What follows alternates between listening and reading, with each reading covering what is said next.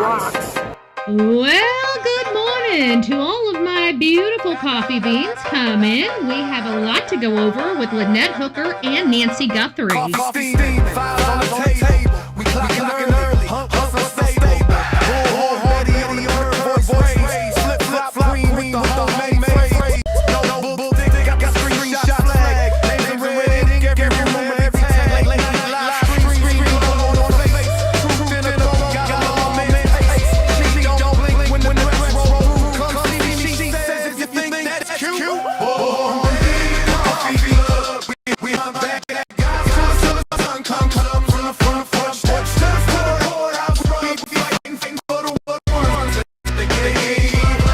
Bullhorn in the coffee club. Sip that truth from the styrofoam cup, from the quiet streets to the man. We get that justice.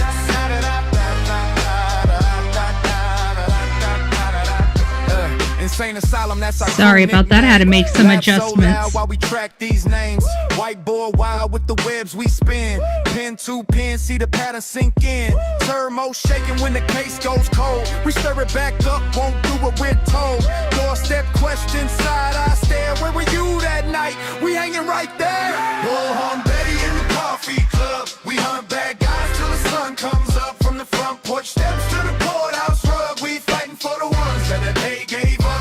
Bullhorn, Betty in the coffee club. Sip that truth from a styrofoam cup, from the quiet streets to the madhouse buzz. We ain't letting go till we get that justice.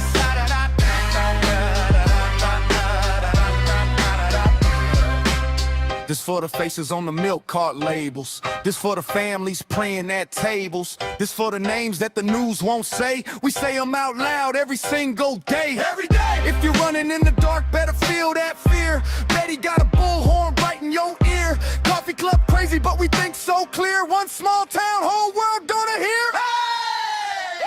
Bullhorn, Betty in the coffee club. We hunt bad guys till the sun comes up. From the front porch steps to the courthouse rug. We fighting for the ones that the day gave up.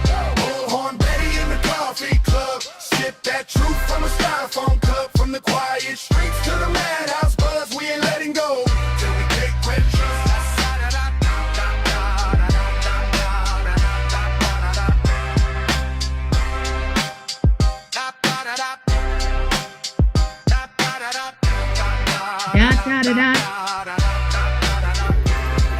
Da-da-da-da.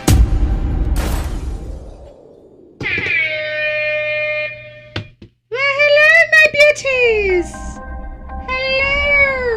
Hello. It's so nice to see you. Good morning. I'm Bullhorn Betty. We are coming from the studio. Been a little while, but I'm up and at it. I had a lot of work to do last night and this morning because of my county commission. We're going to be starting off before we dive into the new stuff. I'm going to take a few minutes because you know what? I can. Okay? You guys don't like it when I do it. Oh my. Did we do something? No! I don't know why my lips are not syncing right. Guys, give me a second. I'm going to have to do what I got to do. Otherwise, it's going to drive me nuts because I'm 2 seconds behind what I'm supposed to be. So give me a second. Let me unplug. I'm going to replug back in and see if this helps. Otherwise, it might be about 10 minutes. We'll find out. Give me 2 shakes.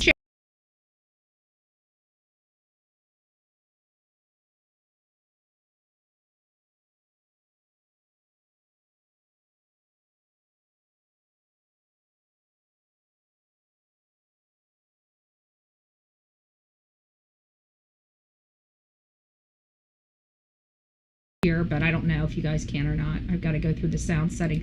That's what you heard, all the crackling this morning in our sound, is because I forgot to reset the sound after making sure it was all okay. It looks like everything stayed the same, so hopefully now I just have to fix my camera. Hopefully it'll fix. Guys, if it doesn't fix, you guys know how I am. I cannot handle having lip syncing issues. It just does not work for me.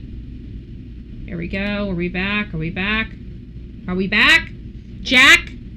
1, 2, 3, 4, 5. If my lip's syncing. Let's see if we can get something moving and see if we can still have my lips syncing properly. I don't think we're going to. Let's see what we got. Testing 1, 2, 3, 4. Oops, I hit the wrong thing. Yeah, we got issues.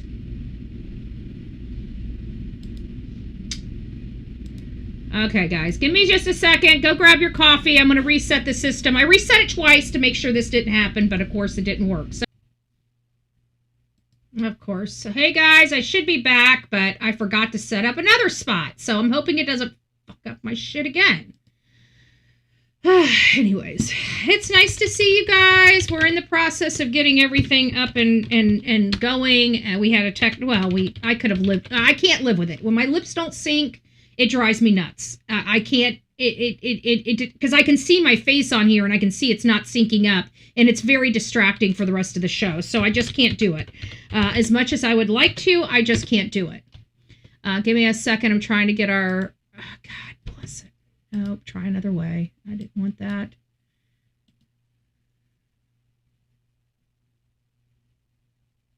I think we got it. Hallelujah. Good gracious.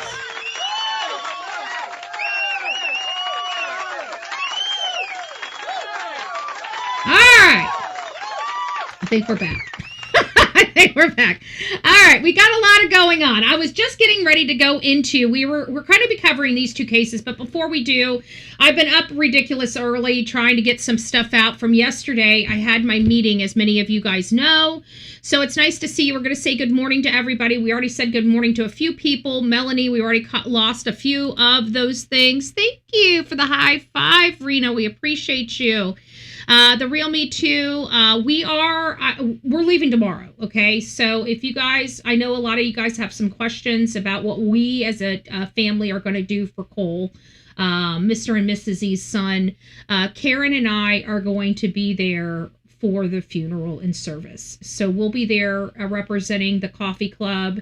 We'll be there representing ourselves. It's going to be very emotional because we're friends with these people. This is their family. It's heartbreaking. It's going to be very, very, very rough because of the, us knowing these folks. So if you guys are wondering what are we going to do as a family for their family, is we're going to be there. We're going to be representing. We'll get whatever we need to get while we're there. Flowers and stuff like that. If you guys see, we have right now a goal for the show for today. Whatever we get from today's show is going to, good gracious, why is this thing all messed up right now? It's showing stuff it should not show. Give me just a second. Let me read. I don't know what's going on with my,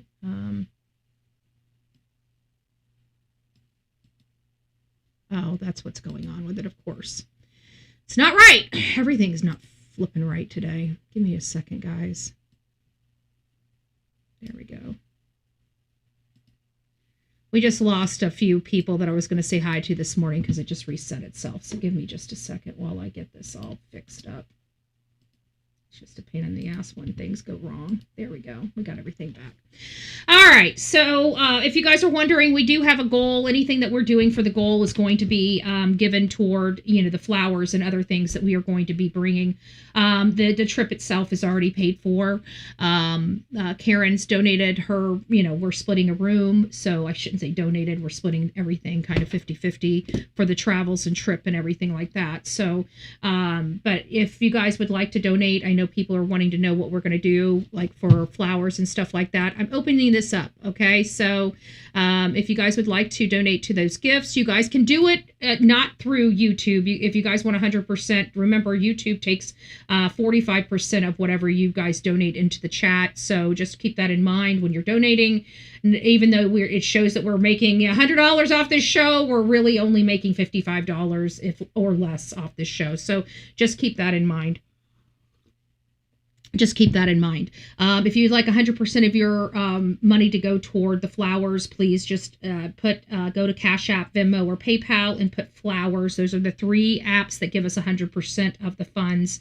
I think it's Cash App and Venmo that gives 100% of the funds. I'm not sure about PayPal, to be honest with you. But either way, this show, whatever we collect for this show, is going to go toward flowers and other things for Cole, for his service and stuff like that, just to be very, very clear. Whatever today produces, 100% of whatever today produces is going toward Cole. So just to let you guys know.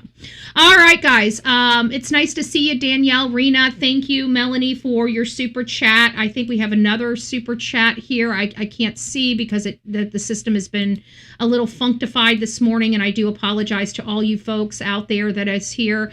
Let them 66. Thank you. So Melanie says, happy Wednesday, Betty, Delilah, and Mods. Chat, sending love and prayers to the E and everyone who needs it. Much love to everyone. Thank you, Melanie. And good morning, BHB chat mods. Prayers to all that needs them, to the Mr. E family. I hope everyone has a beautiful day. Love and hugs. Thank you guys so much for that. We truly do appreciate that. Now, before we get started, many of you guys know that I'm not just an activist for true crime. I'm a community activist. I'm We the People activist. I am a Republican. I am a conservative, but that doesn't deter me. I'm kind of old school. So I'm kind of, people before party, right? So I'm all about the majority. I'm all about, what does the masses, what does the majority of the masses want? And that's what I go and fight for in my community. Not necessarily, I'm a conservative and I fight for values that I find very conservative. For example, I don't believe that our government should have their foot on the neck of the people. I really don't. I don't believe that our government should be doing anything but providing us infrastructure, law enforcement, and schools. Anything over and above that is not the responsibility of our federal government or our local government. There's just a lot of things that I just don't believe in, and I do believe in, right? But community is what I believe in, and at the end of the day, there's a number one thing that we believe here on this show, and that is everybody has their right to freedom of speech. It is something that we utilize on this show when we go out here and advocate for these people. It's one of the first things that are violated by our government, right? They don't want us shaming them. They don't want us criticizing them. And we have to, especially in Sebastian Rogers' case. I was arrested in that case for not doing anything wrong. I did not violate any law in Tennessee. I never stalked them. I never threatened them. I was carrying out my journalistic and my advocacy. Remember, they're all under the same umbrella. I don't have to say I'm a journalist and be out there as a journalist capacity. I'm an activist and advocate that has freedom of speech under the First Amendment of the federal Constitution, which is exercised under a state constitution in Tennessee as well as Florida. Now, why is that important? Because there was a gentleman yesterday at our meeting that was going up there and criticizing some of the things. Now, me and Ken, we really don't get along. I'll be honest with you. We don't get along all that well. But at the end of the day, he has his right to speak to his governing body, just like I have a right to speak to my governing body. You guys know I'm one of those people that slam my hands down and start yelling if I need to get their attention. And that is my right as an American citizen, and it's your right being out there.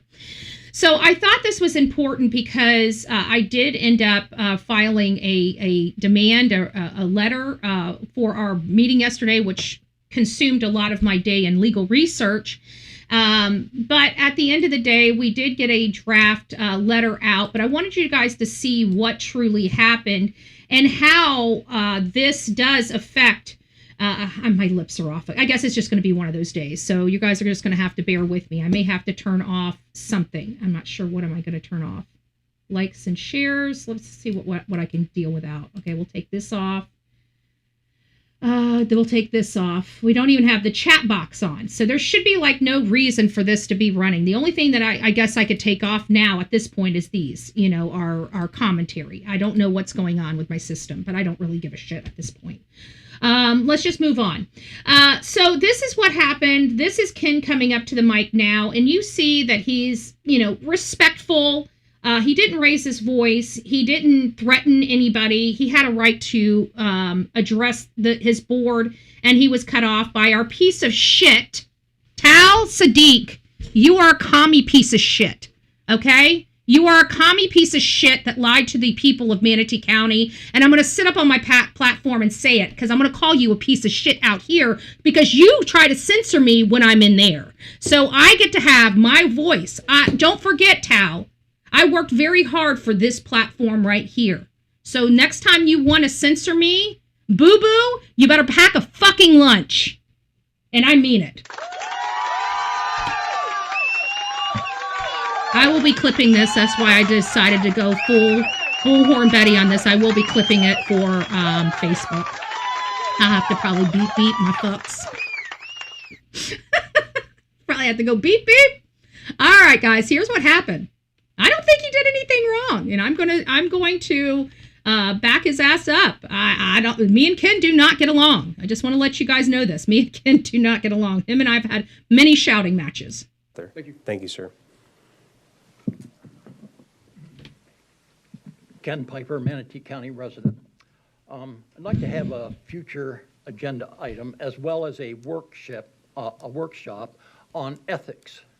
Those ethics would include community planners, engineers, and the county commission. So future agenda, he's saying we need something on ethics. Perfectly reasonable for future agenda.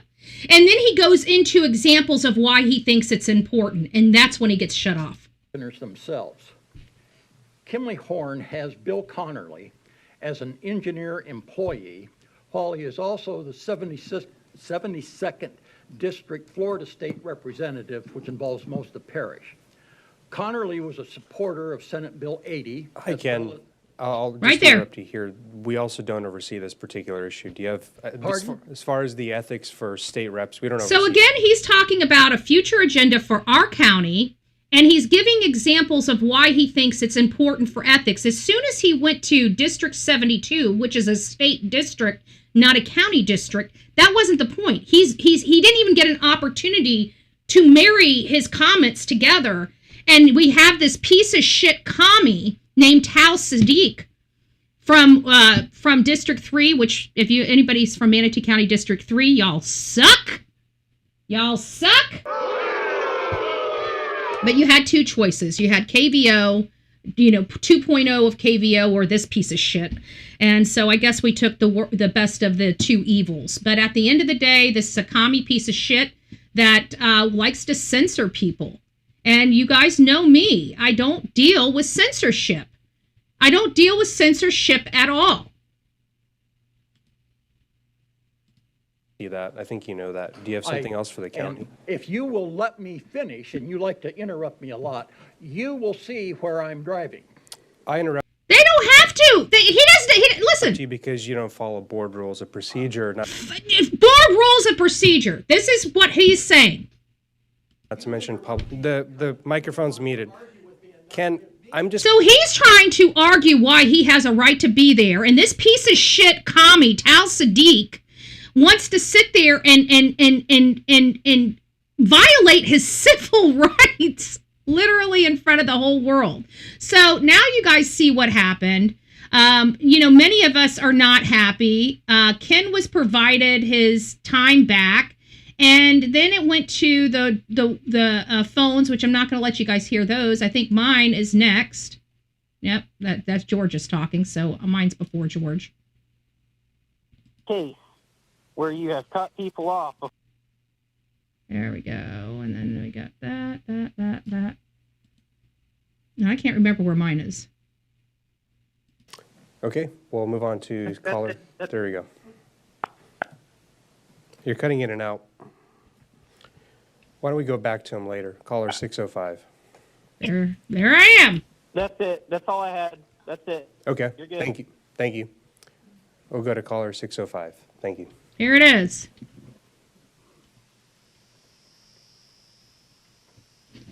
Andrew Griffin, Manatee County activist and advocate. So I am going to further discuss that. You all received an email from me when I was also cut off. So I know that there's 2 attorneys on this board, and I know I'm a paralegal that does attorney's work, prior attorney work. So there's 3 people that can do great legal research here. And Tal, I'm here to tell you, you are incorrect in part. So with that being said, further, Cal, last week you said that my comments were purely political when coming related to the comp plan because we had a... This man does not know who the hell he's screwing with. I hope he lives behind gated community. Tal, if you do not live behind a gated community, this is your opportunity to start moving, because you're going to need a gated community if you keep having this type of behavior, because you're going to see me and I'm bringing my fucking recliner. Just to let you know. Just to let you know. And if that wasn't bad enough, I went ahead and formally wrote them a formal demand letter citing legal analysis of his statements that he made. The factual background: Manatee County BOCC regularly conducts public meetings, which is open to the floor, opens the floor to citizen comments, including designated periods for future agenda. An open comment period at which citizens may address any matter of public concern they choose to bring before their elected representatives. This is not a privilege extended at the chairman's discretion. It's a constitutionally protected forum. During these periods, Chairman Sadiq has engaged in a pattern of interrupting citizens mid-comments, interjecting a declared speaker's remarks as irrelevant, and cutting speakers off before they are able to complete their statements. When challenged, Chairman Sadiq has cited Florida Statute 286.0114 as the authority for these interruptions, asserting that the board's rules of decorum allow him to silence speech he deems improper, including by his own stated reasoning, criticism of individual commissioners. This interpretation of both Florida law and federal amendment is fundamentally and demonstrably incorrect, as a controlling case law makes plain. And of course, you know me, I put the Florida state statute that he's using to silence us at that board, and I provide him the case law that has been already ruled on by our courts throughout the state of Florida, citing McDonough and the city of Homestead, Moms for Liberty versus Brevard Public Schools. That's another freedom of speech issue there. Barrett versus Walker County School District. So we've been dealing with a lot of this people around the state of Florida trying to silence criticism, and we will not have it.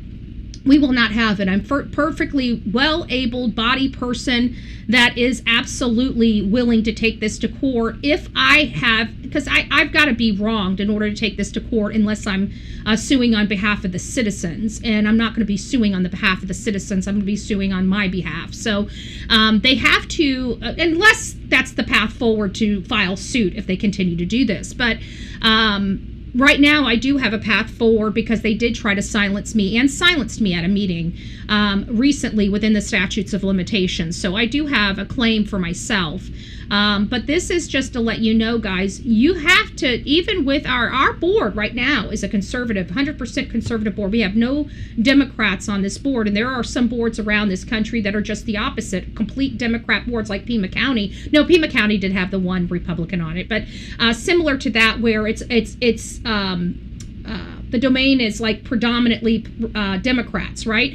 It doesn't matter. At the end of the day, whether you're a Democrat or a Republican, you have a right to speak to your representatives and not be cut off. So please, if you guys see people getting cut off, even people you don't like, remember the next time it could be you. So fight for their rights as well. Again, me and Ken don't get along very well. We do see eye to eye on a few things, but again, for the better part, we do not get along. I'm not a fan of Ken's, okay? He's not a fan of Bullhorn Betty's. Him and I do not have conversations. Him and I cannot be in the same room together, period. Okay, that's the man that I'm coming up for. Just to give you a little insight on my relationship with that man, I do not like him. Actually loathe him. Just to tell you. So for me to be here, it's because I protect the umbrella, not the people under the umbrella. And we've talked about that before. So I hope you guys rise up and do the same thing when it comes to your people. Guys, give me just a second. I'm going to change everything over here in just a second. I need to redo this. Maybe it'll fix the problems before we can, so I can head the problems before we get started here. We're going to be going over Lynette Hooker's case first. I think Lynette Hooker's case is the important case to cover right now because we have such a, what would I like to say? We have such a lot more breaking news on that case than we do, say, Nancy Guthrie's case. Give me a second here. Okay, I gotta redo all of this.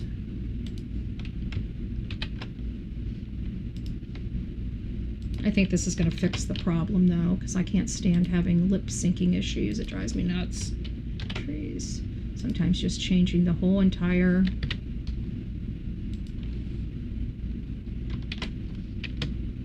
fixes the problem.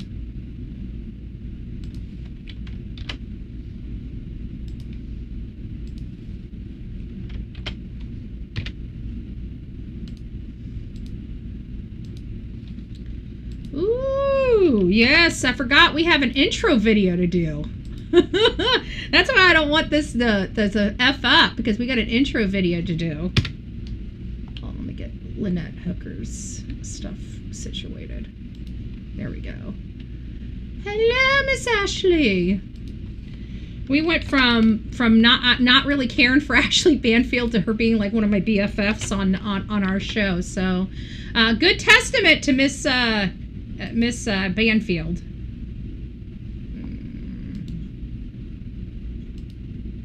Okay.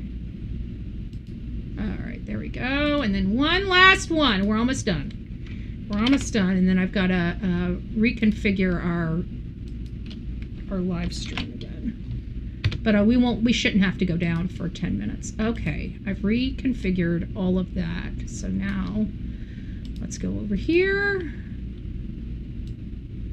and let's change this to this.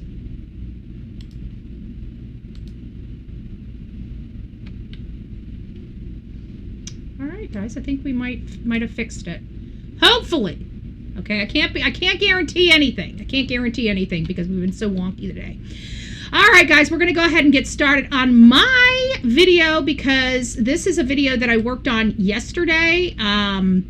We had about 500 people view it, but I think it's a very important video, so I'm going to move my cranium. Oops, wrong one. I'm going to move my cranium out of the way. It's my video. I can play it as many times as I want to on my show. So I'm going to move my cranium out of the way, and we're going to play this so you guys get all of the information as we start going and approaching this case. Guys, welcome to the Bullhorn Betty channel. If you guys are coming in to learn a little more about Lynette Hooker, we're about to dive into her case. If you are here for the Nancy Guthrie case, we have not gone over the updates for the Nancy Guthrie case yet, so please stay tuned. The first case we're going to be covering, obviously, Lynette Hooker, and then we'll be closing the show out with the updates on Nancy Guthrie. Thank you guys so much. Hey guys, Bullhorn Betty here. Breaking news, breaking news. We are learning right now that the divers have arrived to the Bahamas. If you guys know, we've been covering the case of Lynette Hooker. Lynette Hooker is a 55-year-old mom, a Michigan mom that sold everything in 2023, embarked on a new journey Mike's in their got life, jokes. which was the boater's life, traveling the world on their yacht. The wind blew us apart so fast that I think she tried to swim back to the sailboat, back to our sailboat, which was probably, I don't know, 1,000 yards or something.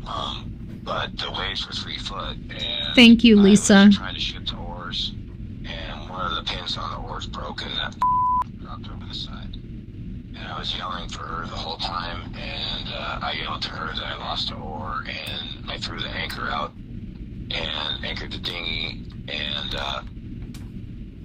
I yelled. I threw her a flotation cushion that we used to sit on the dinghy, right after she went in. But I couldn't tell if she got it or not. So after an hour of calling her, I had never heard her voice. And a powerboat came by, and I waved my flashlight on my phone, and they were so fast that, they didn't even see it. And then there's another one came by right behind it, sort of 5 minutes behind it, and I grabbed the flares by then. I had 2 flares, and they didn't see the flares, I guess. And she disappeared at sea. Her husband has been untruthful since she disappeared, and they found new evidence and new search areas that they wanted to search for Lynette. Shocking developments tonight in the search for Lynette Hooker. You may remember her husband said she fell overboard in the Bahamas back in April. She still hasn't been found. The Coast Guard is now reopening its search because officials say his story doesn't add up. George Solis has been following this one for us. And George, they noticed a discrepancy with the GPS of the boat? Yeah, that's right, Tom. This is a stunning turn of events. The U.S. Coast Guard is reopening its search because they say GPS data from the couple's boat contradicts what her husband, Brian Hooker, told investigators about where they were the night she went missing, according to a U.S. official. Now, Hooker was released from custody in the Bahamas more than a month ago. And you'll remember, Tom, he told us he was going to keep searching for his wife. But a day later, his attorney told us he left the Bahamas, saying he was going to take care of his mother. Now, his stepdaughter has said that the two had a volatile relationship. Now, we reached out to the attorneys for Brian Hooker here in the U.S. and in the Bahamas about today's events, and they had no comment. Breaking news, they have officially arrived at the Bahamas to embark on this new search. We don't have a lot of information on where this search is going to be conducted. We know it's in the Sea of Abaco. We know it's in 25-foot depth water, according to some of the information we've learned about the case and this new search, this new upcoming search.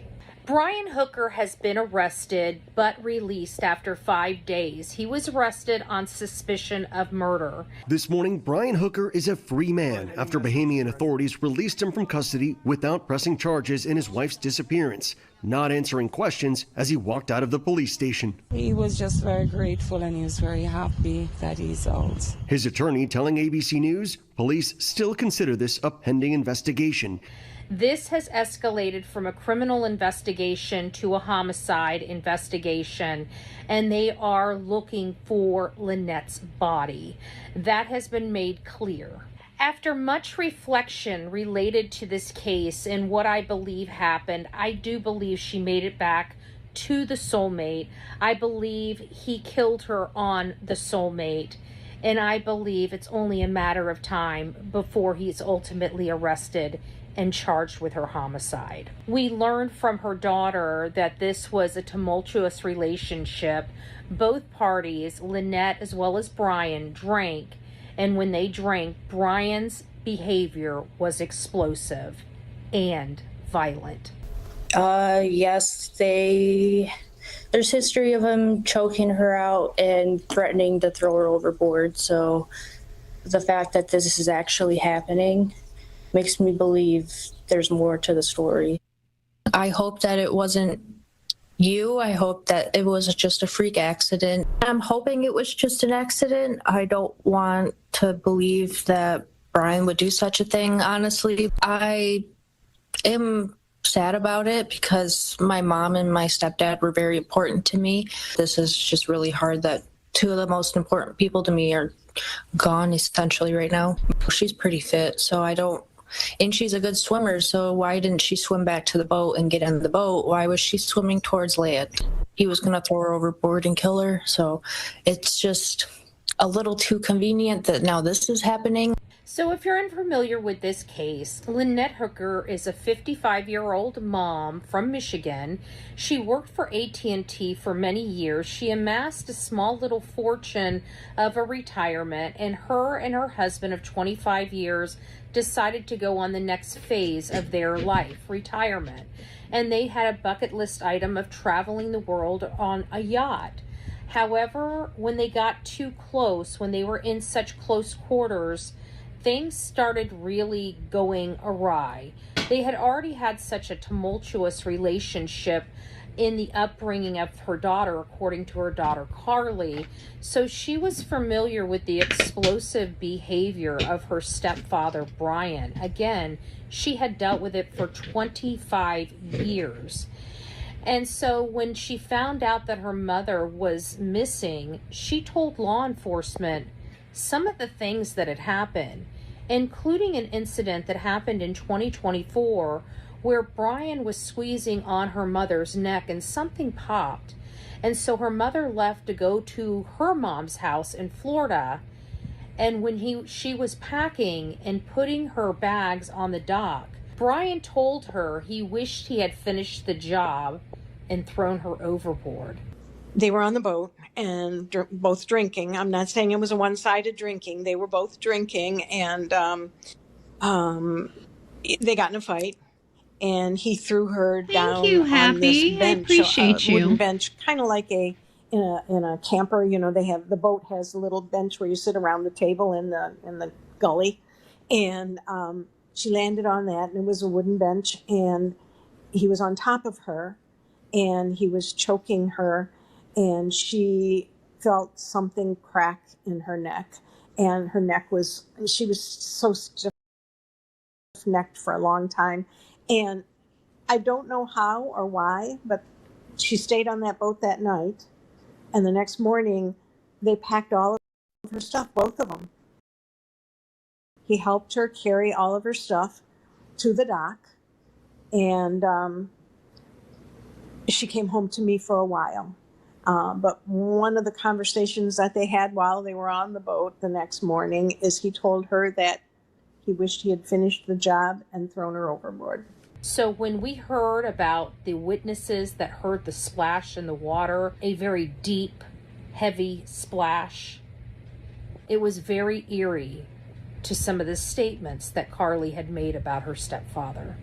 After reviewing the maps and what Brian had stated happened, none of it made sense. According to Brian, they left the Abaco Inn around 7:30. Also around 7:30, Lynette hit a wave and got knocked off the dinghy. The conditions, according to him, were so fierce and violent that they drug Lynette away from him, and she took the key, so he had no way of cranking up the dinghy and going after her, according to him. On the other hand, he sits there and says he saw her swimming toward land or swimming toward a boat, their boat. But those were two different statements to two different people, yet he still paddled in the opposite direction and couldn't get help for 9 hours and 4.5 miles away from where she went over in the dinghy. It just didn't make sense. And now law enforcement realized Brian did not tell them the truth about what happened that night, and he appeared to be in a different location than any location he reported to law enforcement. So they're coming back to see if Lynette is in those areas. And guess what? Like I just reported, the breaking news, the team has made it to the Bahamas. We do not believe Lynette has survived this. Our heart goes out to her family and friends, and we hope swift justice happens. Let me know what you think. Don't forget to like, share, and subscribe to the Bullhorn Betty channel.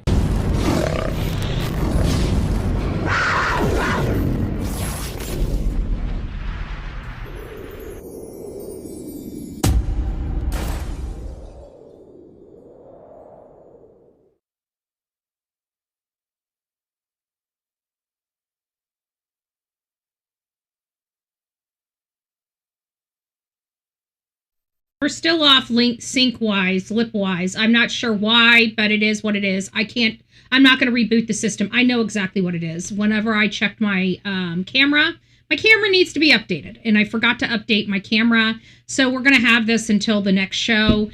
Again, we're just going to have to work through it. So it's nice to see you guys. That is kind of the 10-minute recap of this case and where we're kind of breaking off today. There is a new, There is a new search underway right now for Lynette Hooker. Lynette Hooker, 55-year-old mom. She disappeared. This is, as we have spoken a homicide investigation. Melanie, thank you. Thank you so much for gifting the Bullhorn Betty membership. That went to CT. Welcome to this crazy family we call the Coffee Club, i.e. the insane asylum. Grab your straitjacket in your padded room and welcome aboard because I'm a love machine. I'm a love machine. So show me that love. Show me that love. And thank you for the people that are donating Cash App, Venmo, and PayPal. I just want to give you guys a shout out. Thank you all for those donations. We have the folks in the chat as well as the folks that are outside of the chat donating for the ease. I really do appreciate it. Again, 100% of the funds received will be going to any type of flowers or something that we're going to be taking there. So if you guys would like, if you're wondering what we've done for the E family, for Cole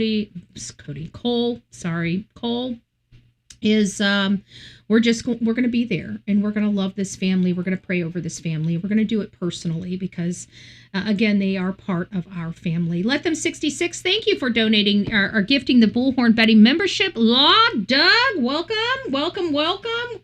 to this crazy family we call the Coffee Club. I.e. the inside love. Grab your straitjacket in your padded room and welcome aboard because I'm a love machine. Ow!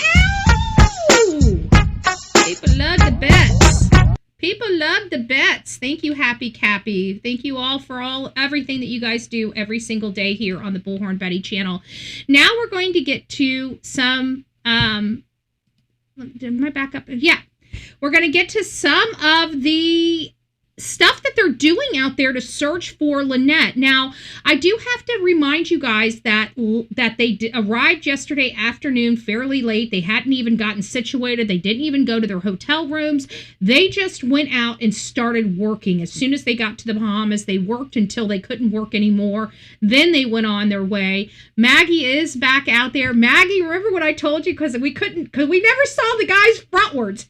We only saw his hindquarters. I'm just saying. So we always saw the guy with the dog walking away. Now, I got to be honest with you. A few of us women needed water splashed upon us with his, we just thought the doggy was so, the puppy so cute. We thought Maggie was a cute little doggy. That's what we thought. That's what we thought. Lori, thank you. Thank you. We appreciate you.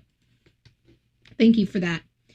So he was walking away. And we never really saw him. So when we saw the guy coming back with the dog Maggie, we recognized the dog. And then we realized, oh, this must be the owner. Because again, all we've seen from the owner is the hindquarters, right? We've seen the dog. We've seen the dog from many different angles because the dog was originally on the Soulmate.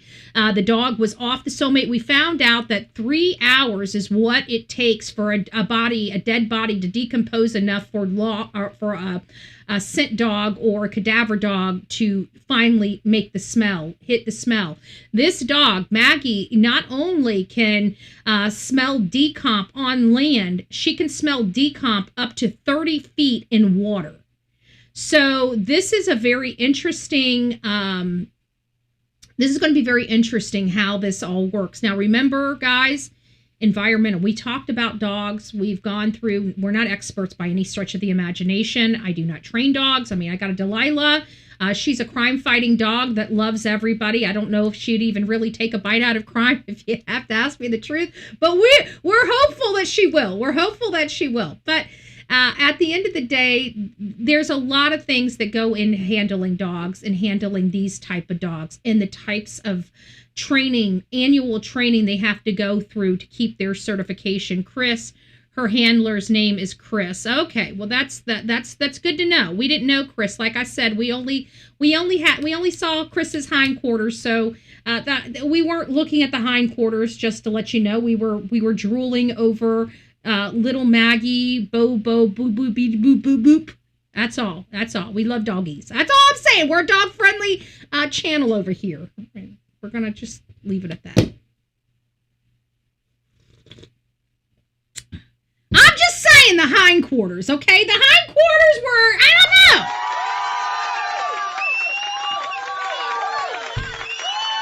We're not a professional show. We're an average Joe show.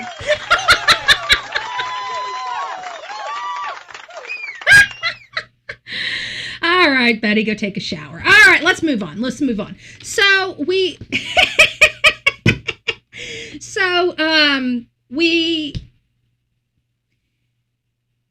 now know they're out there, and they brought a lot. Like, I thought they were going to be bringing scuba equipment. They're not. They got the Rove out there. They got the underwater, the machine. So it's pretty loud. It's pretty noticeable. But we've got them out in the Bahamas. They are officially working out there in the Bahamas. And here we go. So he probably came back to Michigan or did some serious zooming. I don't know. I don't know what this guy's MO is. I just know he's shady. Because you know what? Here we go. This is going to take a village. This guy was sneaky. Brian Hooker was sneaky. And you know how I can say that with aplomb? Because he was fired from AT&T for being sneaky. Sorry, I went to his local. Here we go. Sorry, I got. Here we go. Here's the road. Sorry, I was too far ahead. This is it going down. There it is. It's very loud. There it's going under. That's what I wanted you guys to see.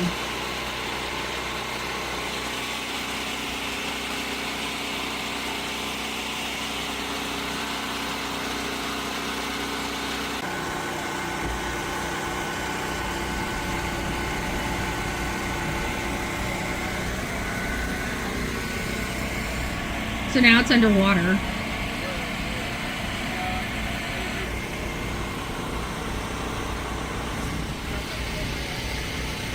So we have it underwater right now, and it is, you know, I can't tell you where all this is. Let me see if I can make this a little bit smaller so we can see the whole footage. Yeah, I got the whole footage now.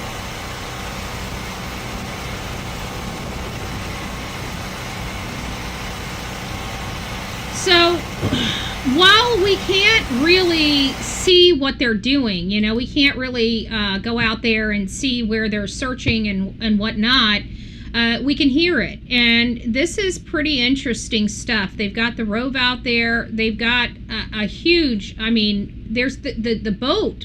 They have the huge Coast Guard boat, like a 100 and something foot boat. Let me see if I can find it. Hold on. I know there's a picture of it out here somewhere.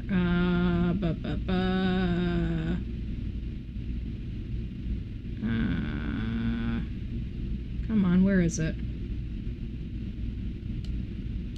Sorry, I accidentally hit. Apparently was ailing. I don't believe that. All right, shush, lady. I'm trying to find a boat. It was up. No, it was back here. It had to have been back here somewhere.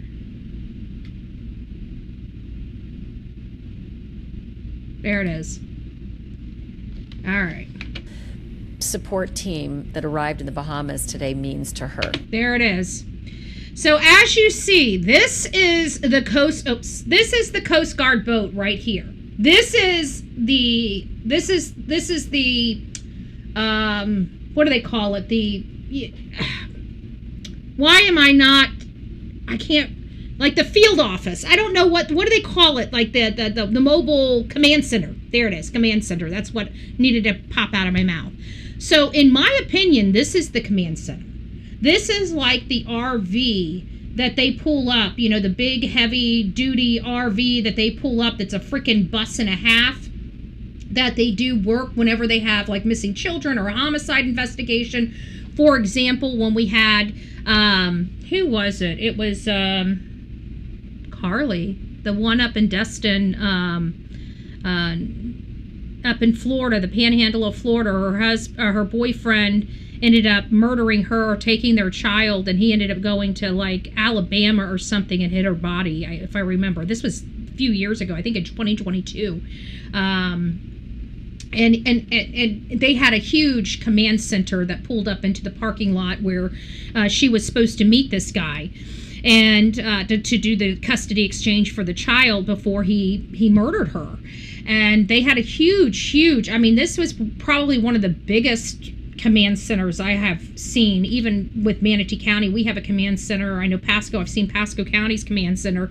But the one in this area up in the Panhandle, was massive. I have never seen one that big, but this right here, this to me is telling me this is their mobile command center, their water maritime command center. So all the stuff, and I'm sure any type of evidence is going to be brought aboard that. If they do ultimately locate her body, she's going to be transported on this. This is the cutter. The cutter. I don't know much about boats. I know, which is crazy because I've lived on the water, right, for my whole entire life.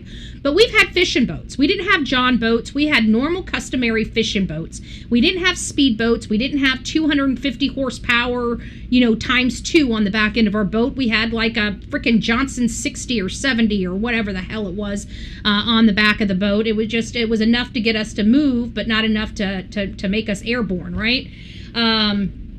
So those are the boats that I've always been on. I have a good understanding of water laws and stuff like that just from being on the boat and learning over time. But as far as the make and models of boat, I'm just not that into them to know that. But we've learned from Ashley Banfield and other that this is a cutter. What is it, 124-foot cutter or something? I mean, it's a huge boat. It's a huge vessel. Which was funny because she was talking about the Coast Guards, going and getting their hotel rooms. And I'm like, hotel rooms? They've got the freaking, this should have places for them to sleep on it. I don't know. I mean, they may be getting hotel rooms, but it just seems like if they are Coast Guard and this is a Coast Guard, this one has sleeping rooms. This one has, live aboard accommodations, rather. They are long as heck, yeah, and they're huge. They're huge. And granted, this is not a comfort boat. This is a military type boat, so you're talking about very meager quarters, but they do have quarters for them. Usually, if I recall correctly, it's almost like a bunk bed type scenario where they have like 2 beds to a room, and one's on top, one's on bottom, but the rooms are fairly small. So, and they have a place where they can shower and use the restroom, and I don't know how all that works on these type of boats, but I'm pretty sure they're fairly sophisticated.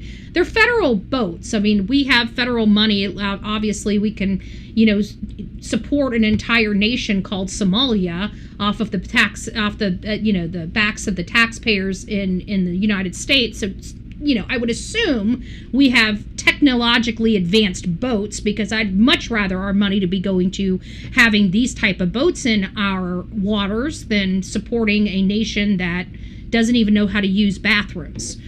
Just saying. So that's what we have out there. So we've got them out there. They're out there right now doing some searching along the area, looking heroes for wear capes, because I know these people have been working so incredibly hard. So they've been out here, obviously there's Maggie, there's the dog that we are very familiar with. She's been out there before, and we're very, very happy that they're making this new trip. We knew something was wrong with Brian's statements, period. We knew that Brian wasn't being truthful. Did we know at first? I don't think we knew at first. Let's be honest. I really, truly don't think we knew at first whether his story was truthful or not. But again, Ashley Banfield went out there in person. I would have loved to have gone out. I would have, if I had a passport and didn't have to wait 2 weeks for a passport, I would have went out there. I don't have a passport. I've been, bouncing back and forth whether to get a passport because I don't leave the country. But in a situation like the Bahamas, it's right off the coast of Florida. I should have been able to go out there. I should have been the first one out there. I'm from frickin' Florida, right? But I didn't have my passport. Now, the question would be, if I got a passport tomorrow, would there be another high-profile case or another case that's out there in the Bahamas where I'm going to need the passport? And the answer is I'm probably going to go through all of this to get a passport that I'm never literally going to use. And it's just going to be a waste of money. We just don't cover cases out of the country of the United States of America. But we've had 2, right? We've had Canada. We had the 2 kids in Canada. And then, of course, now we've had the Bahamas. And those are 2 areas that we theoretically could have gotten to cover those cases in person, even though they weren't in our country. So is that something we would do? Honestly, I don't know. I don't know if I want to learn another country's laws so I don't get in trouble, I feel comfortable doing my job here in the United States.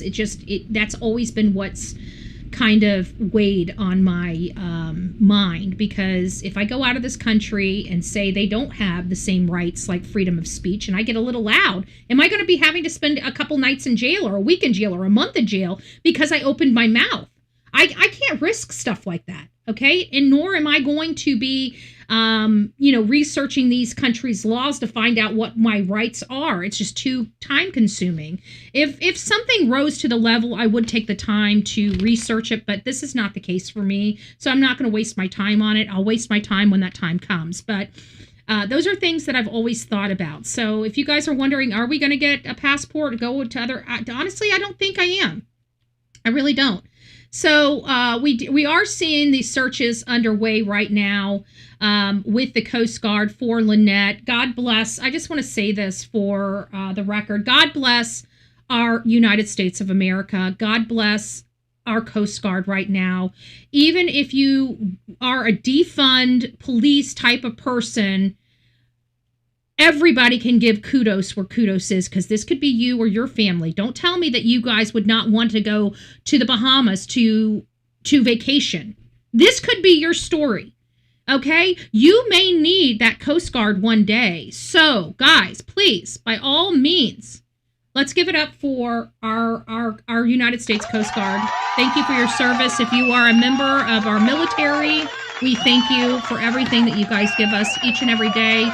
Even us taking all of this stuff for granted. Thank you very much for everything that you guys are doing. And again, as you guys can see, they're doing land and sea searches. Okay, get a passport, a cruise to the Bahamas, very affordable for us in Florida. Maybe, but yeah, I don't vacation. I mean, when's the last time you guys have seen me? You guys have watched me for 5 years. When have you ever known me to take a vacation? I think I took one vacation back in 2022. That was my last vacation I had. And it was for 3 days in the Bahamas. Not the Bahamas.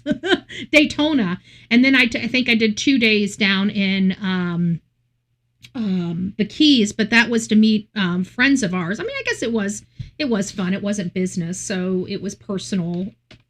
So, I don't take vacations. So it's like, I never take vacations. I'm always working. Even when I'm out there, like my mom's like, why don't you go here? And why don't you go there? And check this out. This is a good time. I remember telling my mom all the time, Mom, unfortunately, when I'm out here, I'm not out here to have personal time. This is my time for the case. And so even when we're out in places like the Grand Ole Opry, I would have loved to go to the Grand Ole Opry while I've been in Tennessee. I've never done anything in Tennessee.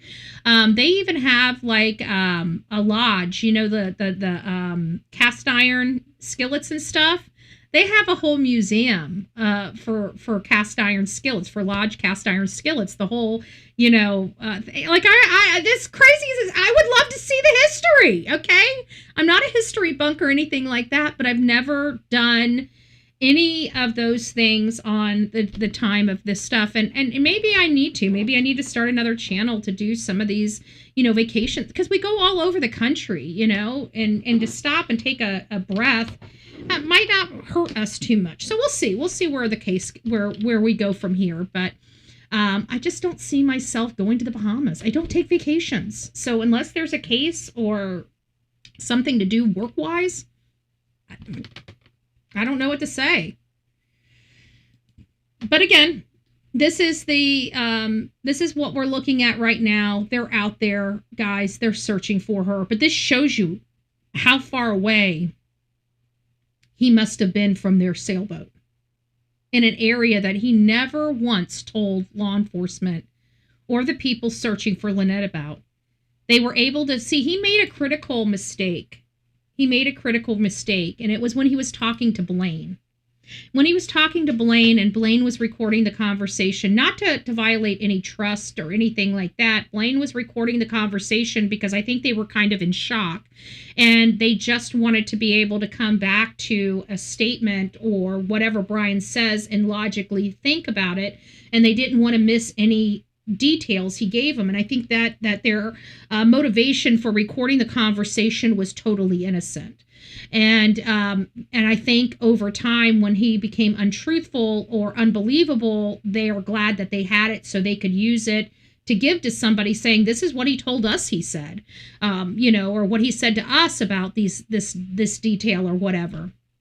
And at the end of the day, Brian said that this is another question that I find hard to believe. First of all, he's trying to make us believe that it's nighttime, that it's pitch black out there and nobody can see a thing. First of all, if it was pitch black out there, any light source would almost be magnified, right? So in pitch black, when you have something that's even remotely dim, it looks like a sparkler out there in the big black nothing. So him identifying that he shot up the flare and nobody saw it was hard to believe, especially him saying people were flying by. They were flying by so quickly. Let's go back to the let's see. Yeah, here it is. Let's go back to his statement. I think she tried to back to our sailboat, which was probably, I don't know, 1,000 yards or something. But the waves were 3 foot, and I was trying to ship to oars, and one of the pins on the oars broke, and that dropped over the side. So he's saying that one of his oars fell over to the side. Now, mind you guys, we've never found the oar. We haven't heard that this oar washed up anywhere. And I was yelling for her the whole time, and I yelled to her that I lost the oar, and I threw the anchor out and anchored the dinghy, and I yelled. I threw her a flotation cushion that we used to sit on the dinghy, right after she went in. But I couldn't tell if she got it or not. So after an hour of calling her, I never heard her voice. A powerboat came by. Okay, now remember, this is where it gets. He just said a powerboat went by. Remember, he said that this was pitch black. So the idea that we're in pitch black water and a motorboat is flying by, that doesn't remotely make sense.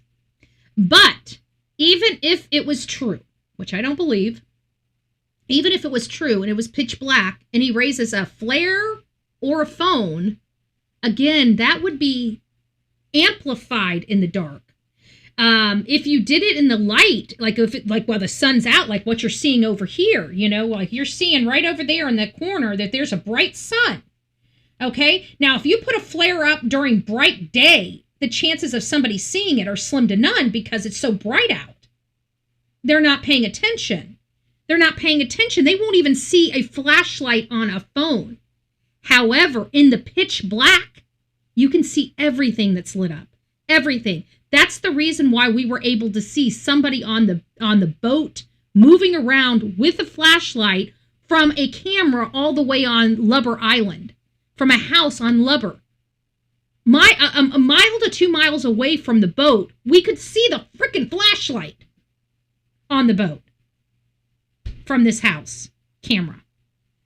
So why? Why could we see that? Because in nighttime, in pitch black, any light amplifies.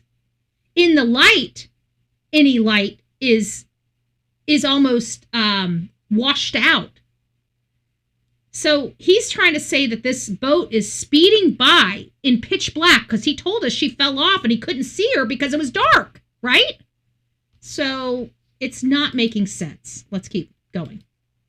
And I waved my flashlight on my phone, and they were so fast. Biggest mistake right there. He raised his flashlight on his phone. That was when we realized this man truly had a device on and a device on him. That's a bad combination because that phone tracks him.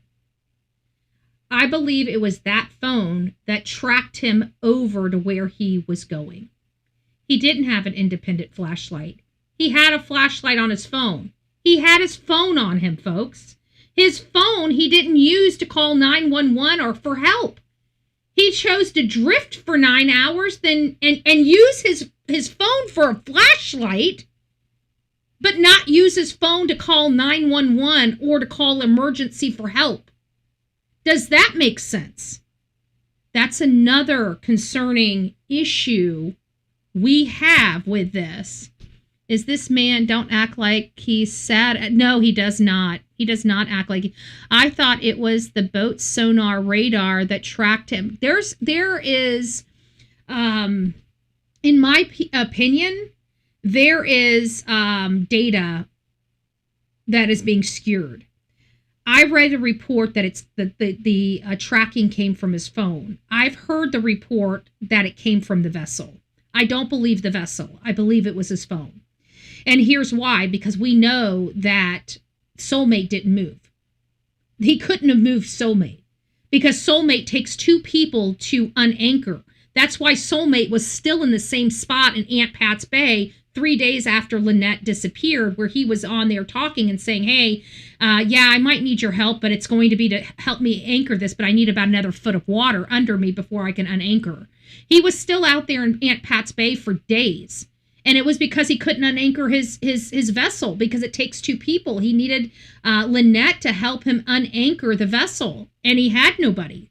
So in order for him to get back to Marsh Harbor into his mooring right outside of that Conch Inn, he needed help. So I don't believe his vessel. Yes, he turned off the satellites to his vessel at 9:30, but I think that was everything. I think that was the satellites. I think that was the satellites and the cameras.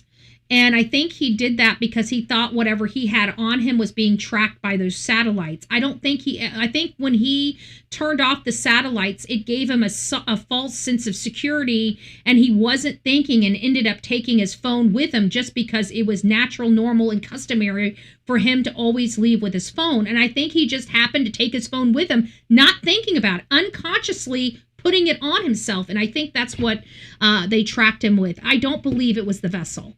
Because the only way that I'm understanding that the vessel can be tracked is potentially by the battery on the dinghy. But it's my understanding that the Coast Guard doesn't have the dinghy. The Bahamian police have the dinghy. And therefore, the Coast Guard wouldn't have that data unless they got the data from the Bahamian police, which is possible. But for me, because I know that it appears he had his phone on him, I believe they tracked his phone, not the vessel. Just a little tidbit. They didn't even see. And then there's another one came by right behind it, sort of 5 minutes behind it, and I had grabbed the flares by then. I had two flares, and they didn't see the flares, I guess. And they didn't see the flares. Again, pitch black, you couldn't miss the flares. During the day, like you're seeing right here, if we shot up a flare right here, the chances of somebody missing that flare is probably a possible, right? Because it's bright out. But for you to have something that's sparkly, bright, and shoots straight up in the air in pitch black, it's going to illuminate, and it's going to illuminate for a while. And he's talking about boats speeding by him in pitch black water. So that really does tell us that these boats were driving by him during the day. Nobody's going to be driving the boat in the pitch black like they're driving it during a day. I'm sorry, nobody's going to injure their boat. And there's a possibility of grounding your boat anywhere around here because you can't see where the hell you're going at night. No, I don't believe it. I don't believe it. So let's get back to this. It's the first time we've engaged with you, so appreciate your images. You can see the Coast Guard and their crew on board the Over the Horizon boat. So let me talk about the northwest side of Lubbers a little bit because, when the Coast Guard was originally there, Brian was feeding everybody such a line of bullshit that wasn't where they focused. And little Maggie didn't go over there and south of, the northern part of the island. And so Maggie's doing that now. We got some really great images of Maggie at work over there. Real secluded, real secluded beaches, places. And we have to remember that the hookers, they explored all of these islands. So he had top of mind understanding of where, when all this took place, his mind would have been thinking about most recent activities, because when you're in the oh shit factor, your short-term memory is working better than your long-term memory in a situation like this, in my opinion. And he would be going to top of mind things. He's going to remember, oh, we were just at this island just last week and nobody was on this island. This will be a great place for me to hide her. So I have to try to put myself inside of his mind and his way of thinking. And I have to think that if they had been exploring these areas, then those would be top of mind. He's going to go to the places that he knows is secluded and he can do whatever he needs to do. And I think things happened. I think something went wrong. I think he might have lost his keys while he was trying to transport her. Something happened. This is what I believe happened. And this goes back to several of the cases we've covered, including but not limited to, what was her name? She was a Rogers. What was the other Rogers from Kentucky? Why am I losing her brain? I'm losing her name. Give me just a second. Let me look at my cases. I know it's in my cases somewhere. Why am I having such a hard time with this? Well, not Sarah. Rebecca Park is one of what families can do, but that's not the one I'm looking at. I'm looking at... What the hell is she?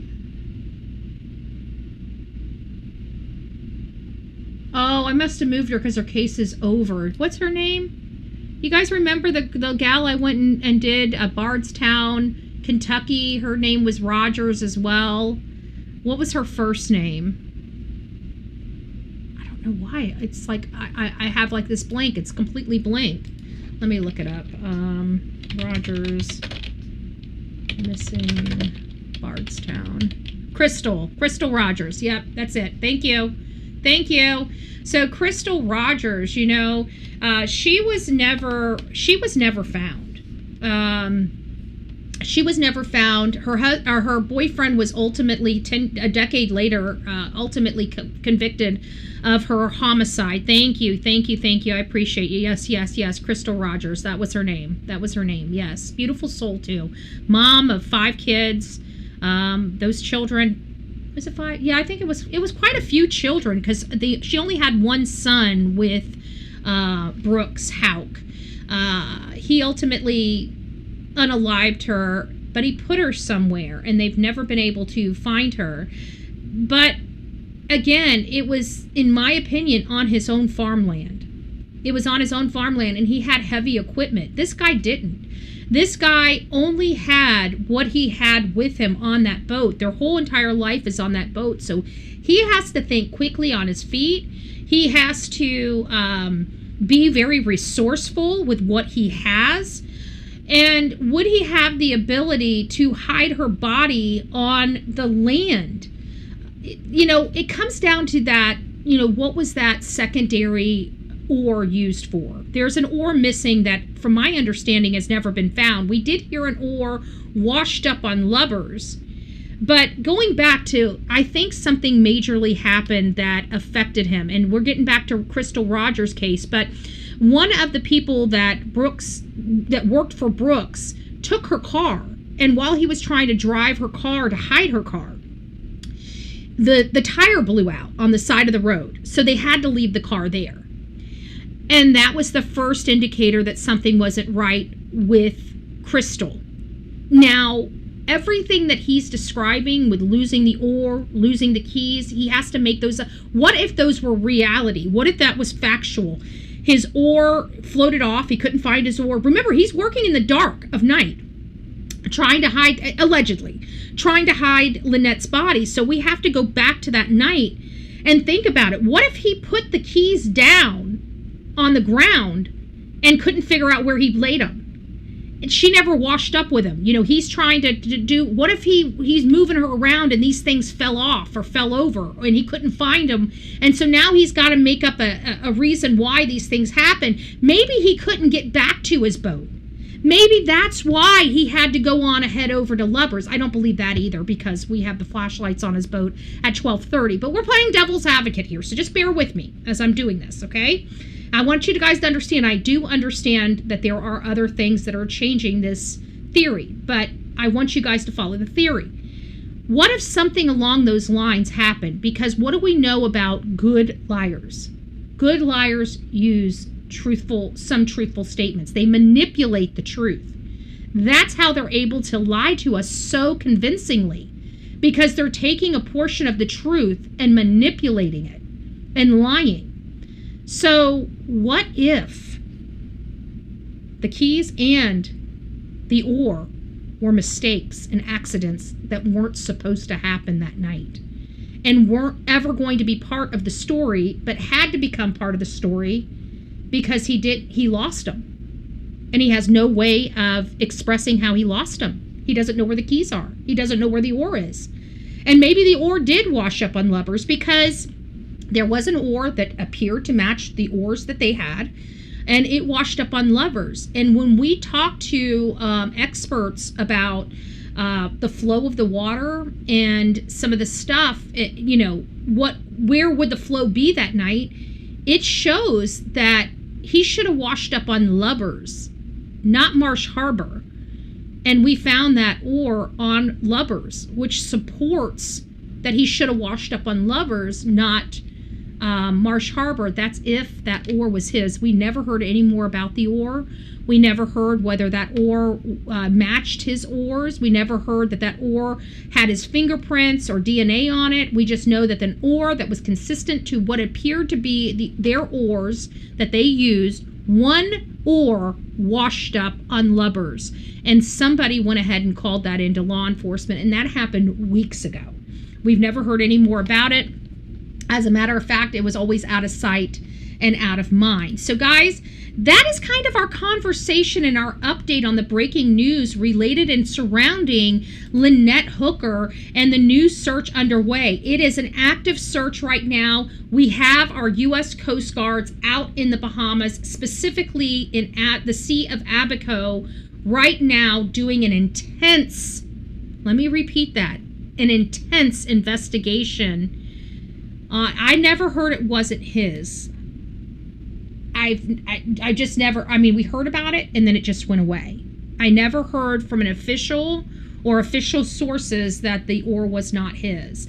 I've assumed that it might not be his because we never heard any more about it, but I wasn't sure and I didn't want to make that leap. But I've searched about the oar and I did not find anybody speak about the oar after the oar was brought up.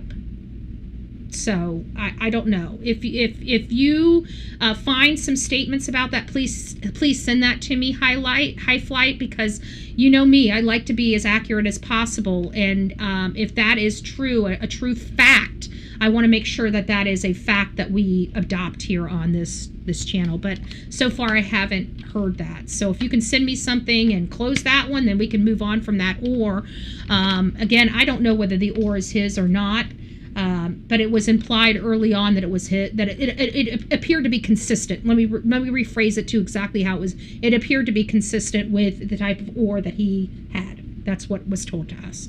So we don't know if that panned out or not. At least I don't. If you found somebody, a reputable source, that did say that this is a nothing burger, I'd like to see that so we can adopt it. But I haven't seen it yet. So what's the latest on the lie with Nancy Guthrie's case? Oh, good gracious, Nancy Guthrie. Hold on just one second. Let me make sure that I haven't missed anything on our Lynette Hooker case just yet. Let me make sure I've got everything here for today. We've got the case overview. We did the case overview. Brian Hooker's arrest and release. I think we did that in the overview video. The GPS data has changed everything. I think we understand that now that we get Now that we get to the game changer, this is evidence that the investigation launching a brand new search. This is huge. On May 26, CBS News reported newly obtained GPS data from one. Now, here it is. Mike. Mike, are you still in chat? Mike, hopefully you're still in chat. Let me bring this up. Okay, so my reports. Hold on here. Let me get this in just a little bit. Okay, so my reports are saying here on May 26, they obtained GPS data from one of Brian Hooker's electronic devices. There it is. I believe that right there is solidifying that it's his phone. I know since then some people have changed that information to a vessel or something else, but I've learned that it was from the phone, his phone. That's where they were able to get those additional coordinates. And I know that they're being misreported right now, but I truly believe it was his phone. So I wanted to point that out to you as well, Mike, because I know we were just having a conversation about the phone. And I remember it was you that wanted it because you said something. So anyways, I wanted to point that out.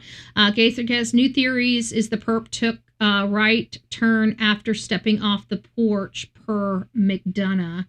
So if he's doing this, he would have taken the right. I'm telling you, I think he went through those sliding glass doors. I'm starting to feel like he acted alone. I think we're going to find out this was a sexual assault. I'm sorry.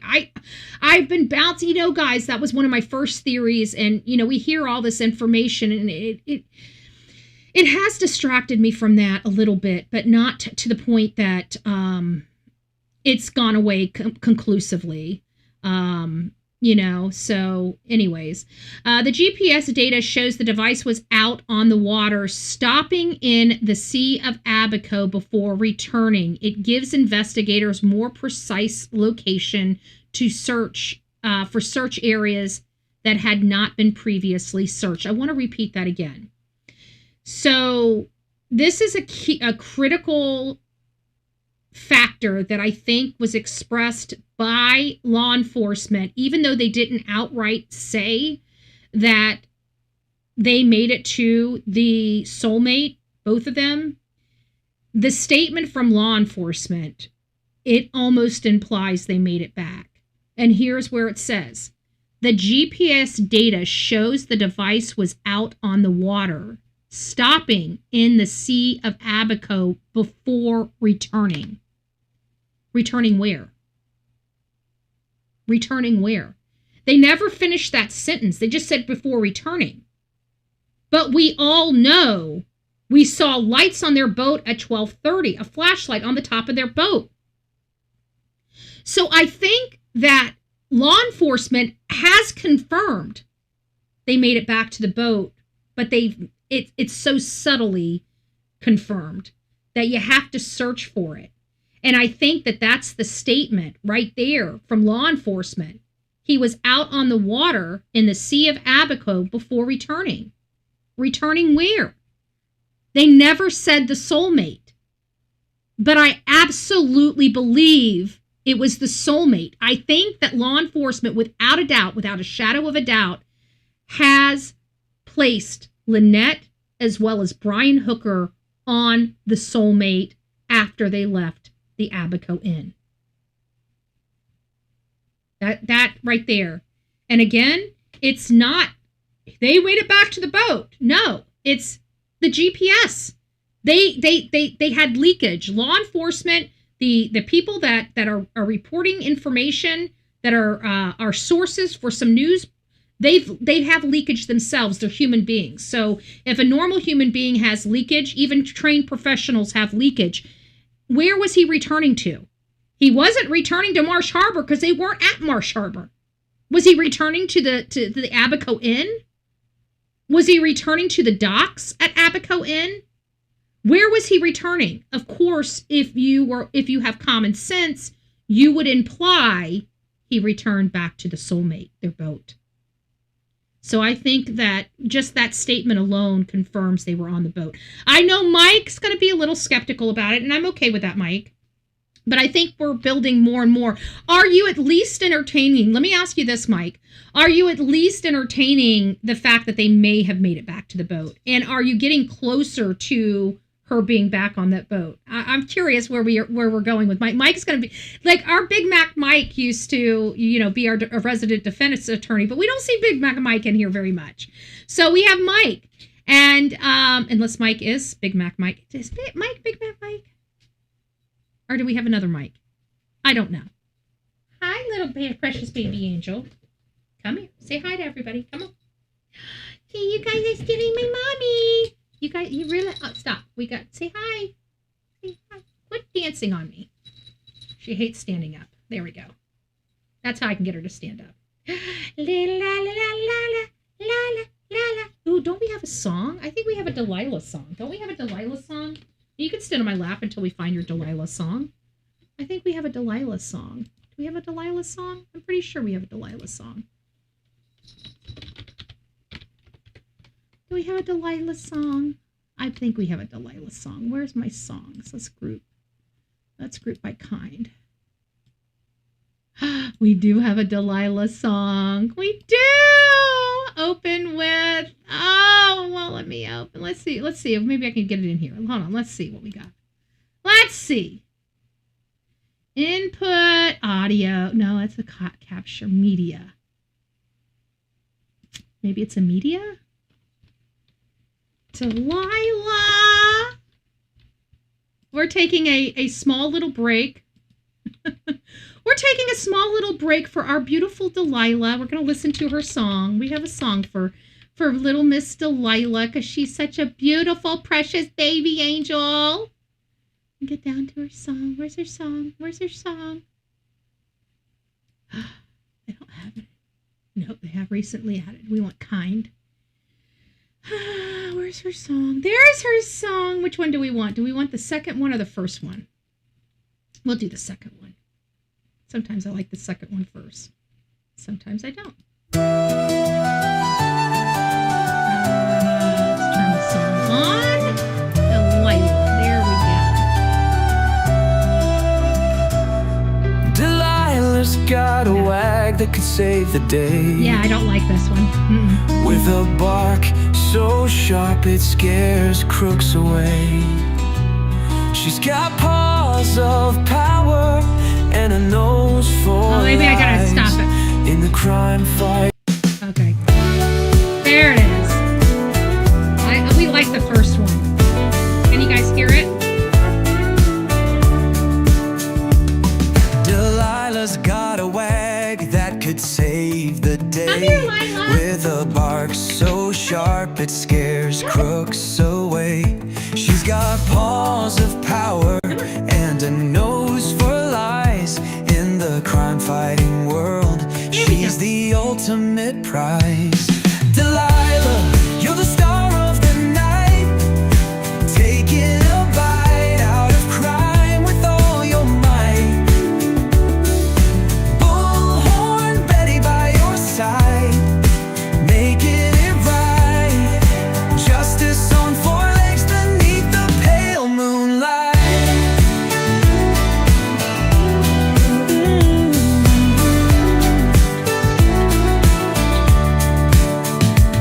She sniffs out trouble in the darkest town. One look from her eyes and they all back down. Her tail's a beacon in a shadowy fight. Delilah's the champion who shines so bright. Delilah, you're the star of the night, taking a bite out of crime with all your might. Bullhorn Betty by your side, making it right. Justice on four legs beneath the pale moonlight. All right. There's my Lala, Lala, Lala, Lala, Lala. Lala with her sidekick, Betty, Bullhorn Betty. I know, she's a sweetie pie. She's a sweetie pie. Okay, so that kind of is our segue into Nancy Guthrie. We just heard about Lynette Hooker, her case. Her case is steaming up. It is hot over there in the Bahamas. And I ain't talking about the weather. I'm talking about her case. However, in the hot state of Arizona, in Pima County, where it's sweltering, right? We have a very much, I don't want to call it a cold case, but it is. In my opinion, it's a cold case, but not. Why is it not a cold case? Because the definition of cold case means you run out of leads, right? They're not going to be running out of leads for probably another 2 years on this case. So theoretically, it's not a cold case. With us, it's a cold case. Why? Because nothing is moving in the case. We have no updates in the case except Pima County Sheriff Chris Nanos, which, let's face it, the entire country has lost faith in that man. For the entire country to lose faith in that man, that whole community has lost faith in that man. And when you have an entire community that has been wronged so egregiously like Pima County, and then you have the supervisors that further insult their community by not doing what is necessary, I feel so bad for Pima County. I feel bad for the hardworking men and women, the people that have worked their time, like Nancy Guthrie, right? She's an 84-year-old grandmother that's retired. She's living her golden ages, and she's very cognizant. She's able to still live on her own at 84 years old. That's applauded. She should never have been in this position where she could lose her life. And to me, it sounds like it's the policies. It's the community policies here that led this to what we had. At the beginning, I think we thought it had something to do with Savannah, and that must have weighed on Savannah's heart and soul for a really long time. But, you know, I'm glad we, at least on this channel, and let's face it, we had a lot of people that supported this channel when we first started this Nancy Guthrie, but we didn't pander to bullshit. I'm going to say it just like that. We didn't pander to people's bullshit. People wanted us to focus on what they wanted us to focus on, even though it didn't make sense to a seasoned channel like the Bullhorn Betty channel. And so they were nasty to us because we didn't jump on board with Tommaso and Annie being responsible. We never jumped on board with that theory because there was nothing. Yes, statistics are statistics. There's still a guideline. Okay, just because statistics, and let's face it, the statistics for elderly are much different than statistics for children. And the statistics for elderly tell us that it's most likely somebody 58 to 59% likely to be an acquaintance of theirs, not family. Family is only 23%. However, if you change the dynamic, the person to a child, it's almost just the opposite. It's almost 90% or 80% that it's a parent or a caregiver versus an acquaintance. But there's still acquaintance there, and still the acquaintance is still high for children as well because of known abductions and stuff like that, because we have pedos in this country. So I don't know why everybody wanted to criticize the sheriff right away. He called in the homicide department. I've seen nothing different in this case. I disagree, Mike. I disagree. The reason why we didn't want to criticize him at first. We thought he was a nice guy until we saw who he was as a human being. When I finally dug into his history, you know, and granted, this is my problem. Like, I have a history too. So somebody's past history doesn't really weigh that much on me because I've had a walk myself. And that walk brought me where I am today.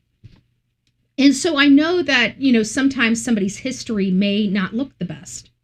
But I don't just look at their history. I look at where they've went. You know, what was their walk after they rectified the situation? What did they choose to do, right? He still chose to lie under oath. He still chose to take his Corvette and run his own residence off the road because he wanted to be a speed demon and get home quicker. Okay, that's not somebody that has rehabilitated themselves or somebody that has tried to work to, well, what I'm saying is the homicide department was called, but what does that have to do with it, Mike? Let's put it this way. Let me put it this way, Mike.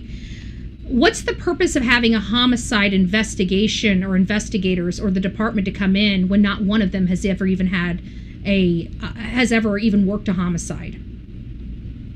Let me ask that question, because that was brought up. The investigator out there had no homicide experience. The supervisor in charge of the homicide department has no homicide experience. So it sounds good that they called in the homicide department, but what good was it? I guess is more of the question. You know, I agree with you. They did call the homicide department, because that's one of the things that we talked about on this case very early, in all honesty. We said, you know, we thought it was a lot worse because of the fact that they brought the homicide department in. I think it was you, Mike, or it was somebody else, maybe Tom. Tom used to come over here a lot at the beginning. And I believe somebody gave me, sent me some paperwork about not Chris Nanos, but the way the statute reads on how, you know, when they have a missing person, they're supposed to call in the, they left a ton of evidence. Yeah, they did leave a ton of evidence behind. That's another big problem. But Mike, I get what you're saying. I disagree. Yes, they called in the homicide investigators right away, which they were required to. We later found out by statute they're required to bring them in. But what we did find out in you know, hindsight was that the supervisor of the homicide unit had zero homicide experience. So again, without the experience, what good are they? And I think we need to those are important questions we need to ask. But I appreciate you, Mike. Mike is kind of our defense attorney. Maybe we do have Big Mac Mike. Maybe Big Mac Mike is Mike. I don't know. I just know Mike is definitely our resident. I guess all of our Mikes are resident defense attorneys in here. So they didn't even want the public to help as well. No, they didn't. But you know what? It's better than what we dealt with. I will tell you this. Chris Nanos was, as far as how he's spoken about social media, has been a lot more kind and gracious than Chad Bianco in California with the Haro case. Like, everybody was sitting there putting him, you know, patting him on the back, you know, running for governor and everything. I'm sorry, like I said, whenever he was being disrespectful to social media, that's going to turn around and bite you in the ass, especially you running for governor. And I can promise you, every time Chad Bianco has been listed or Chad Bianco has made a statement, I have been right up under his ass saying, he ain't the guy. He ain't the guy. He ain't the guy. I've even been saying he's a little man with little man syndrome, right? So I've been completely trashing Chad Bianco. He is a Republican and I am a Republican. I don't care. Again, what do I say? People over party. People over party always, right? We have our moral compass, right? So we use our moral compass and our common sense to drive us, but you don't just blindly follow somebody. And I'm sorry, Chad Bianco is a jerk. And you know, we're already dealing with enough jerks in California. I'm not trying to deal with a jerk on my side of the aisle, okay? He ain't the guy. Don't be voting for Chad Bianco. If you guys are in California and you're throwing your vote away, he ain't the guy, okay? He ain't the guy. I'm just saying. No, it's not that Mike. Okay, just checking. Well, then our mics, our mics in our chat are our defense attorneys. Because this is the second mic that we have in our chat that has taken the job of defense, which is fine. We love it. We love it. And we don't like people necessarily parroting us. We like to see the opposite side of things, you know. We need the perspective and we need the contrast. When things are right, we're all on the same page no matter what, because you know, when things are you know, just there in the black and white, they're just there in the black and white. Any normal person with a brain cell will be able to see it and read it. When we're dealing with stuff like this, you know, our perspectives are going to be different because we don't know. We are speculating, and all of our brains work a little differently. You know, we have right brain people, left brain people. Left brain people are a little more creative, a little more, you know, artsy. I guess is what we can say, and right brain people, I think, are more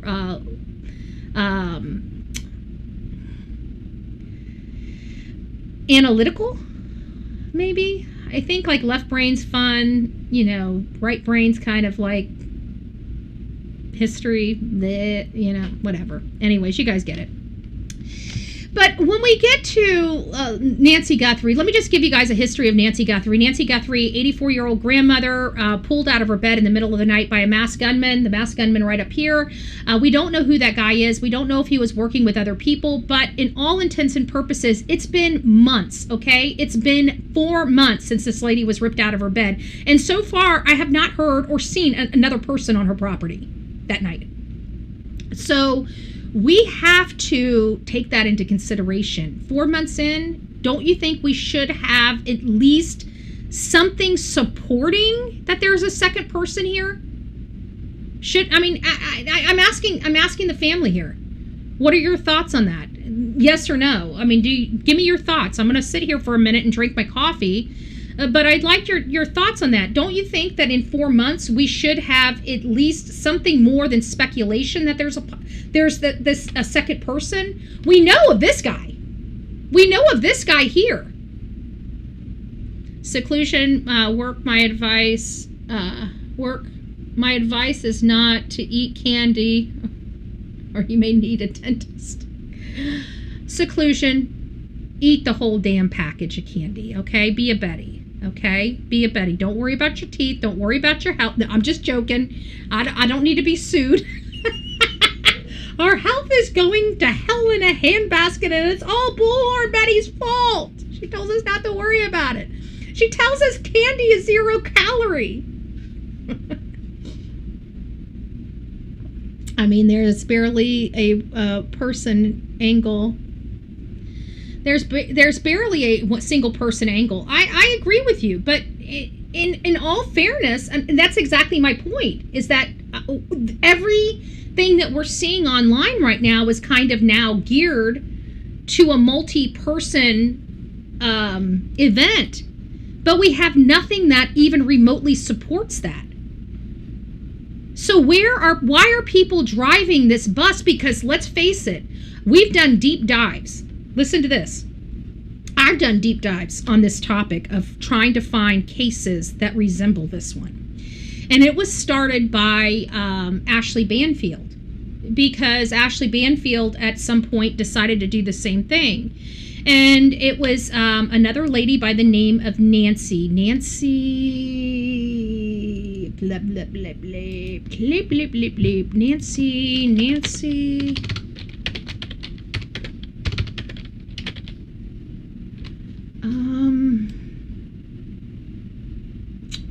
I forget the lady's name. It was Nancy something or other. Nancy, do you guys remember? Woodrum. Thank you, Mike. Nancy Woodrum. So Nancy Woodrum was a 69-year-old lady, and she was bludgeoned to death inside her home, tortured, and removed from her home and hidden. Then the other case that popped up, which is a case we covered, and actually her niece is a viewer of the Bullhorn Betty show, which is Marcia Norman. And Marcia Norman's case is going to be, they're having the trial on Jeffrey, her murderer, July 29th. So we're going to be following that case to see if it'll help give us any insight into what happened to Miss Nancy Guthrie. But again, that's another man that worked for the victim, ripped her out of her bed, SA'd her, R'd her, tortured her, and then buried her off property. So of these elderly cases, we have 2 prime recent cases that show it was a single assailant that broke into their home for a sexually motivated crime. Not a robbery, not for stuff, not for their wrench, the wrenching that we're hearing of people wanting to get, break in for cryptocurrency information. None of that. It was a sexually motivated crime for both of those ladies. And those cases are the 2 cases that seem to mimic what we're seeing here, but not one of our experts, Not one of our FBI experts, not one of our, body language experts, no expert that's out there in the business of crime solving or has experience of crime solving has brought up that theory. We've been bringing that theory up on this show since almost the beginning of this show, because at the beginning, we only had one person. And we had to decide what was that person there for. And we came up with two theories. He was there as a hit, to murder her and to take her away, or he was there for some other purpose. Those were the only two things that, after we looked at the totality of evidence and information, those were the two theories of a single assailant purpose. Multiple assailant purpose, similar theories without the SA. We believe that they were there for a homicide, a hit. And the other theory for multiple is this gang type of thieves that are going around and, breaking into elderly homes because they're, a preferred victim criteria. But I also want to remind you of all the houses that this level of people went into, this Phoenix ring of people that are targeting the elderly. I think they're wrenchers or whatever, something with wrenching. Their victims stayed in the homes. None of the stuff that the experts are bringing up to us have mimicked the stuff of Nancy Guthrie's case. The only two that I found that mimic this so closely are Nancy Woodrum and Marsha Norman. Marsha Norman is her name. Marsha Norman is her name. Who else do we have? Hi, everyone. I test my hubs with the whole I watch YouTube. He guessed BHB right. Don't know what that means, but thank you. Thank you. I try to be right as much as possible, or at least close, right? We try very hard to have a high batting average. I mean, we've made mistakes. We've fallen flat on our face on cases. A good case that I can say I fell flat on my face, two of them, back to back too. And it was Giovanni Pelletier. He was a kid that was picked up in Sarasota and was supposed to be going with his cousins back to Sims and ended up getting out of the car. And I believe that he had already made it back to Sims. I didn't believe he was here, so I didn't search for him, but he ended up being in one of our reservoirs just on the other side of the county here. And then, so I had that one wrong. And then, of course, the biggest one that I had wrong was Ashley Buzzard. I didn't think that she had it in her to hurt her daughter. I didn't believe in everything that we were hearing. And then, of course, everybody trying to interject, and that paralegal really solidified some things for me. But I digress. That was a one that we face planted on. And then, of course, Giovanni Pelletier, we kind of face planted on. But for the most part of all the cases that we cover here, we do exceptional research and try to get it as accurate as possible. We do find that a lot of our details end up being accurate. There are some that we may theorize that don't pan out, but for the most part, we do have a good batting average on here. And so that's why I get, it's not that I get upset. It's just that I wish that if we have experts, if you don't believe this was a sexually motivated crime, why aren't they expressing why they don't believe this was a sexually motivated crime? Because the sexually motivated would be him by himself, okay? I don't see him being with a crew of people and a crew of people allowing him to do this to this lady. But if he's not with the crew of people, again, that's a theory that our experts are taking. And my thing is why are they taking that theory? I mean, I understand it could be plausible. We've had people on here talking about if we were going to be doing this job, we would have, somebody in the front, somebody in the back, and a getaway driver. I get that. But that's a theory that's the kind of crime that you think this person is conducting. Again, out of all the cameras around that house, why do we only see one person out there? And now we're learning from Chris McDonough that they turned right. Well, when you're going out of there and you turn right, guess what's on the right? Miss Guthrie's sliding glass doors and bedroom. That's what's on the right of that front door. If you're looking out this way to the right, unless they're saying he went right to the backyard, to around the house to the back, which I don't believe. But I'm not sure which right they're talking about. Are they talking about to the right of the house, looking at the house, or are they talking about the assailant's right as he's walking out the door and going right? If he's walking out the door and going right, you're talking about Miss Guthrie's bedroom and sliding glass doors, which is the reason why I refuse to take the position that the assailant went through the back door. I don't necessarily believe he went through the back door to get access. There's other access points in the house, and so far, law enforcement hasn't definitively told us how this assailant got into the house. Thank you, Lisa. Both Nancy Woodrum and Marcia Norman made food for their assaulter and killer. Oh, that's a good point, too. They did. So Nancy Woodrum offered her painter a drink and tamale, made fresh tamales, and decided to give him lunch. You know, what we from the South call Southern hospitality, right? We do those things. When we have workers on, it's in our customs. If somebody is working on our home, that we offer them a beverage. You offer them water, a soda, something like that. If they're there for lunch and you're making lunch, then you offer them some food. It's just normal, customary behavior for people from the South. Now, people that transplant from here, they may not have those values, but for the people that are truly from the South, that's what we call Southern hospitality. That's just our Southern roots, our Southern values. It's what we do when we have workers at our house.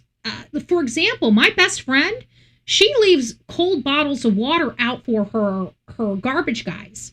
You know, it's a Southern thing. I call it a Southern thing because that's how I've always known it to be, a Southern value, Southern hospitality. It's what we folks do in the South. And although these people are not necessarily in the South, that's the way I identify it. But they both, as Lisa is saying, they both offered their assailants food.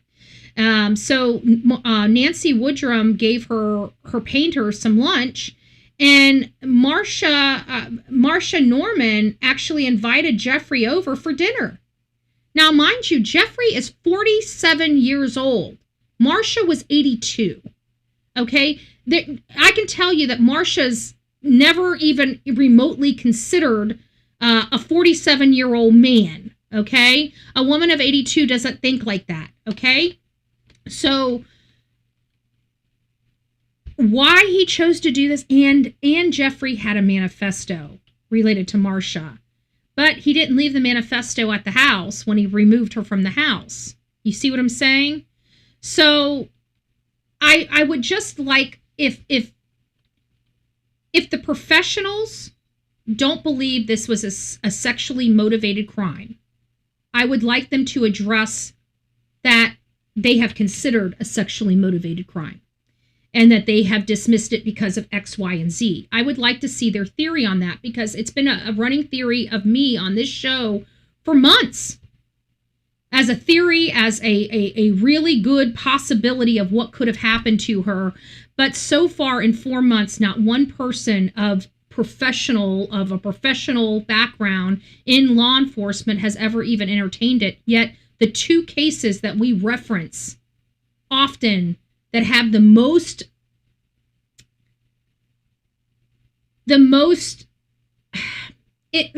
liked information, like the age, the fact that they lived alone, the fact that they were sharp, the fact that they had people regularly over at their house doing repairs and other things. All of these things are similar in Nancy Woodrum as well as Marcia Norman's case with relation to Nancy Guthrie. But nobody is telling us or giving us identifying cases from the professionals, from all these law enforcement professionals like Police Off the Cuff and, Duty Ron and Jennifer Coffindaffer for that matter. Nobody has sat there and provided us a case that most resembles this case and their personal position that this was a ring of people. Because every single case they bring up, the assailant is still in the house. Or excuse me, the victim is still at the house. They have not brought forward a case that resembles this with the victim missing. So I would like to see what they have to say. Let me go up here and read some things because I see you guys are speaking here. Hold on. Let me just go up just a little bit. Does Nancy Guthrie have a garage that may have a lift on the left side of the garage in the floor? She does have a garage. There is no lift. She does have a car parked in there, and the car was parked on the right side of the garage. Her storage was on the left side of the garage. So, she does have a garage, but I don't know. I don't think there's any type of lift or something in the floor. Little orange man, it's nice to see you. Facing the house left. So if I'm facing this way, then it would be my left. So if he walked around to the right, then it is my opinion he went toward the sliding glass doors. I think, and I've said that. I would never take the position of those back doors being the entry point. I never did, and I'm not going to until we have it confirmed. A lot of people have already taken the position, even Ashley Banfield, Nancy Guthrie, they've all taken the position that this assailant made entry from the back. I don't believe that. I think it was the sliding glass door. And I'm going to continue to say that until corrected. And understand that I do believe that it is a possibility that I'm wrong. Why go through the whole scene to take Nancy out of the house if they were just going to kill her? They could have done it at the house and took off. Well, if they were just going to commit homicide, they could have left a lot of forensic stuff behind. People that are hired for a hit sometimes typically will take and get rid of the body in totality. So there's no evidence of anything. Remember that they were so close at just law enforcement attaching that this woman just walked off in the middle of the night. Remember, that was the working theory of this incompetent law enforcement body, even with blood on the outside of that house. Remember that. I made scruncharoos for my construction crew and gave during their coffee break. Oh, that's nice. It's all good. We missed each other time to time on the chat. It's nice to see you. Yes, yes, yes. Shoot, I ain't feeding the contract. It really does make you question that Southern hospitality. You're from the South too, so I know you know. I mean, this really does kind of hit home to us because when we're covering this case of Nancy Guthrie, but it's all the other cases that we have that help us to explain this case, like the Marsha Norman case and, the Nancy Woodrum case and stuff like that. It's so... it's crazy because when we do cover those cases and we do take other cases to kind of explain these cases and we find out these things, like, it really does shock your core because these are things that we've done all the time. Like I don't recall, if I'm here and there's a contractor here and I'm making lunch, I offer them lunch. It does make you wonder if that's, maybe we just need to get to the point. Back when we were growing up, neighbors knew everybody. Nowadays, I don't know any of my neighbors. I know Glenn, I know Tammy across the street, but I don't know the neighbors down the road. I mean, I remember like a freaking country mile. We knew everybody around us for a country mile. And nowadays, we don't know shit about our neighbors. We don't talk to our neighbors very much. We don't deal with our neighbors very much. We don't know who the hell we're living next to. In all fairness, we're just not that type of people. And you know what? I think the reason why is over time we've realized that people can be dangerous and a lot of drama. And then it's like even this where we take care of our workers when we're here and they're out there working and they look hot. We offer them water, and now it's getting to the point where we need to keep our heads down and not even engage with our own contractors. I mean, is that where our life is going? We've already cut out most of our neighbors. If you haven't lived in your neighborhood for 20 or 30 years, I guarantee you're not very warm and cozy with your neighbors. So on hot days, you offer cool shade, water, even snacks. If your mailman is lucky, you're baked. Yeah, exactly. Good etiquette is absolutely seclusion. And now, we're hearing these cases, and I guarantee there's going to be some people in our chat that had those good Southern values that are going to change their way just because of this case, because they live alone. I mean, I live alone. So, now maybe that's the key. When you live alone, you got to be very cognizant and careful, even with the people that are contracted to do work for you. Keep them at bay. Always have pepper spray. You just never know. You just never know. And it's sad that we are in the day that we are in. Now, what is the breaking news in Miss Nancy Guthrie? Oh, thank you. Who's that come from? Who dat?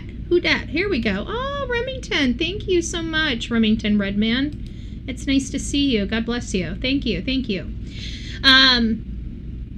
Who could this be? We never really engaged. Let me just backtrack. We did look into Tommaso and Annie at the very beginning. I looked at everybody in the family. And this is when I could even pull a report for Savannah. Since I pulled those reports, Savannah's information was scrubbed off the internet. You can't get Savannah's information anymore. I had her home address. I just didn't download the report, which I kicked myself. Now I'm downloading every report of everybody that I search. I download the report because all too often when the case goes viral, they scrub the internet of their information, and then I don't have their information anymore. So anyways, lesson learned, but I was able to see Savannah Guthrie's information before this case went viral, and then all of her family stuff is still out there, but Savannah's has been scrubbed off the internet. So it's very expensive to have that done, and she obviously has the pockets for it, and she probably could have contracted through NBC to have it done. I don't know, but either way, we've got to be careful. But I did look into them, and the problem that people didn't want to listen to me when I said it's not a fit, because we've done this a long time. It's not that we're 100%. It's just that we have a good understanding of the type of people we're looking for, the type of mindset, human behavior. There are some psychopaths that might have us all fooled, but for the most part, you know what type of behavior you're looking for from somebody that has the ability to do something like this, a planned event like this. Like Brian Hooker, I don't think it was planned. I think shit just hit the fan, and bada bing, bada boom, next thing you know, she's dead. And he's in an oh shit factor. That's much different than what we're dealing with Nancy Guthrie. Nancy Guthrie's case is a very planned out case. This was absolutely, without a shadow of doubt, premeditated and planned on multiple weekends.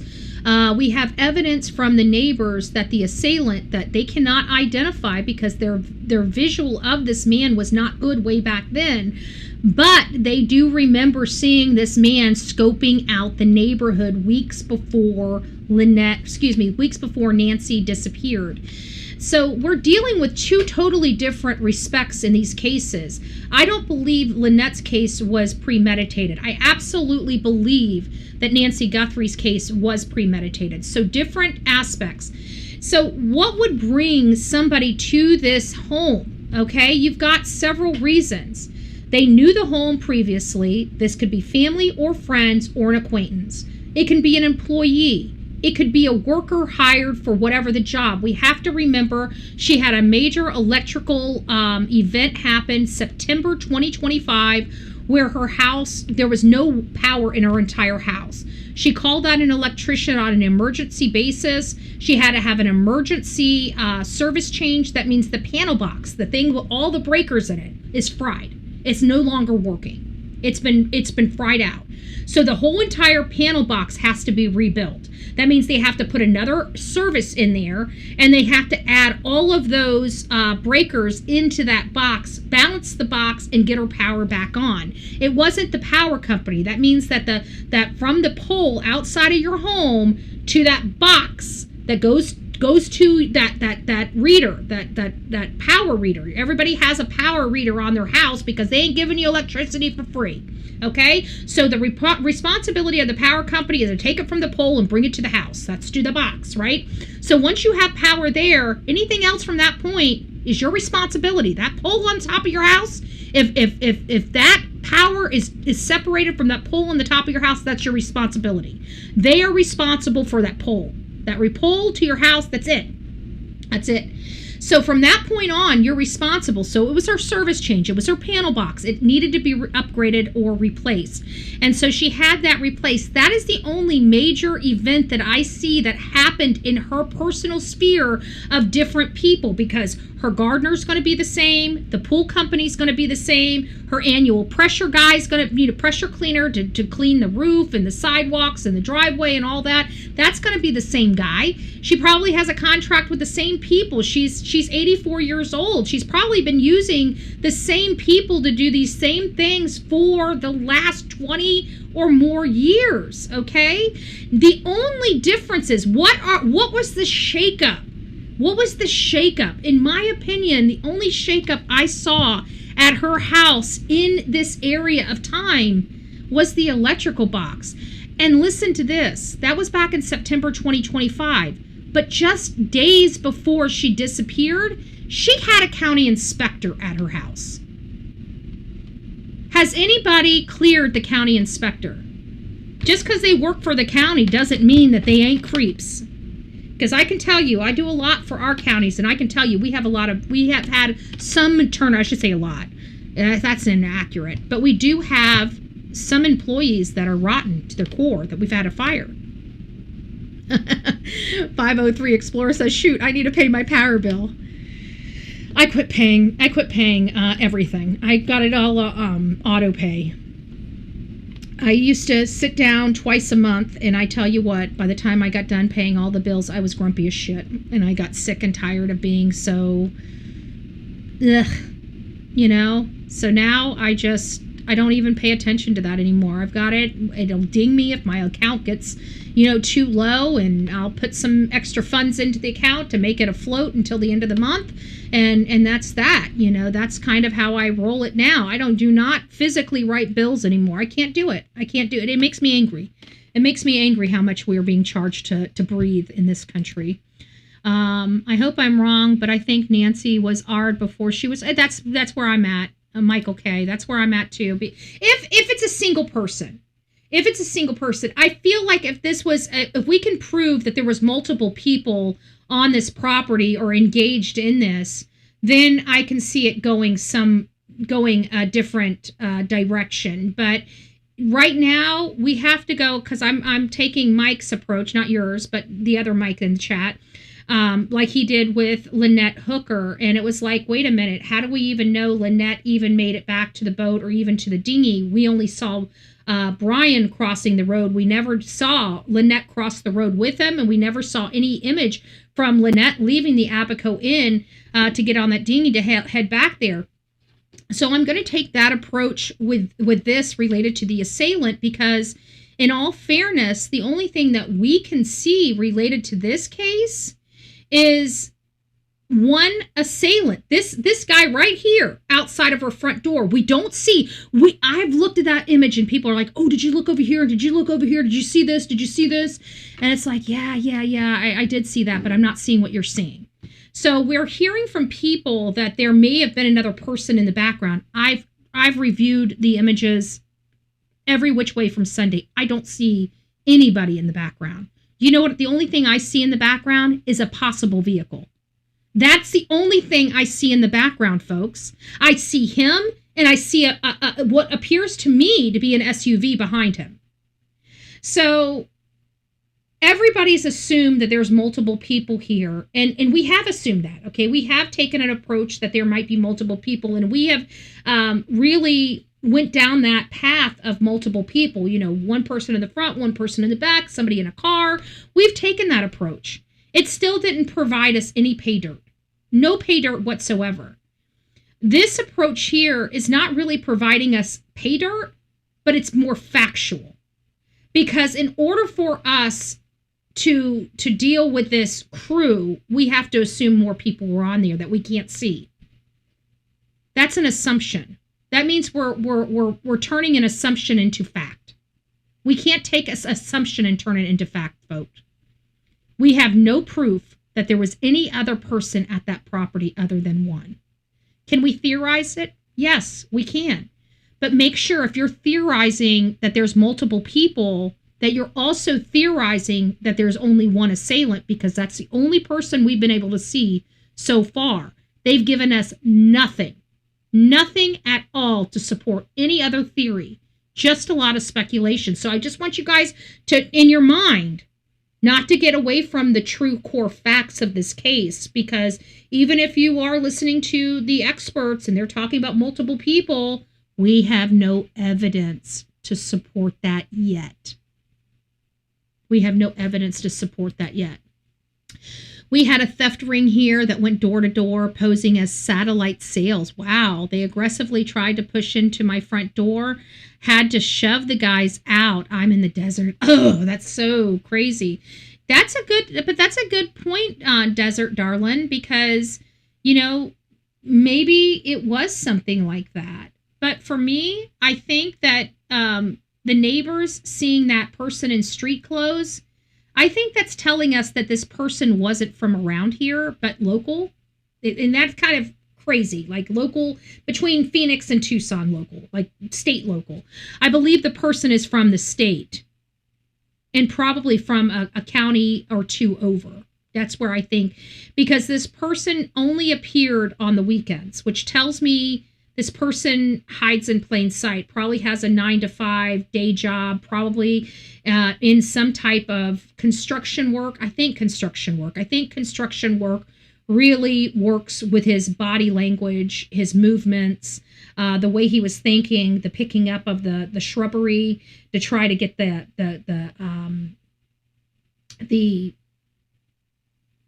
doorbell off, the Ring doorbell off, the Ring, I think it was a Nest doorbell camera, but the doorbell camera off.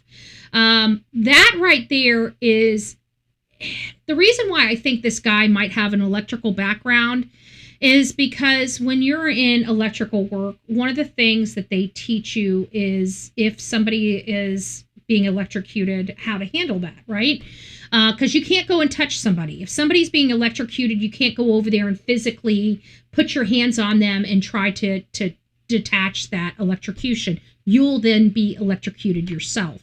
So it's very important to always have rubber soles. Rubber soles help prevent electrocution through your body.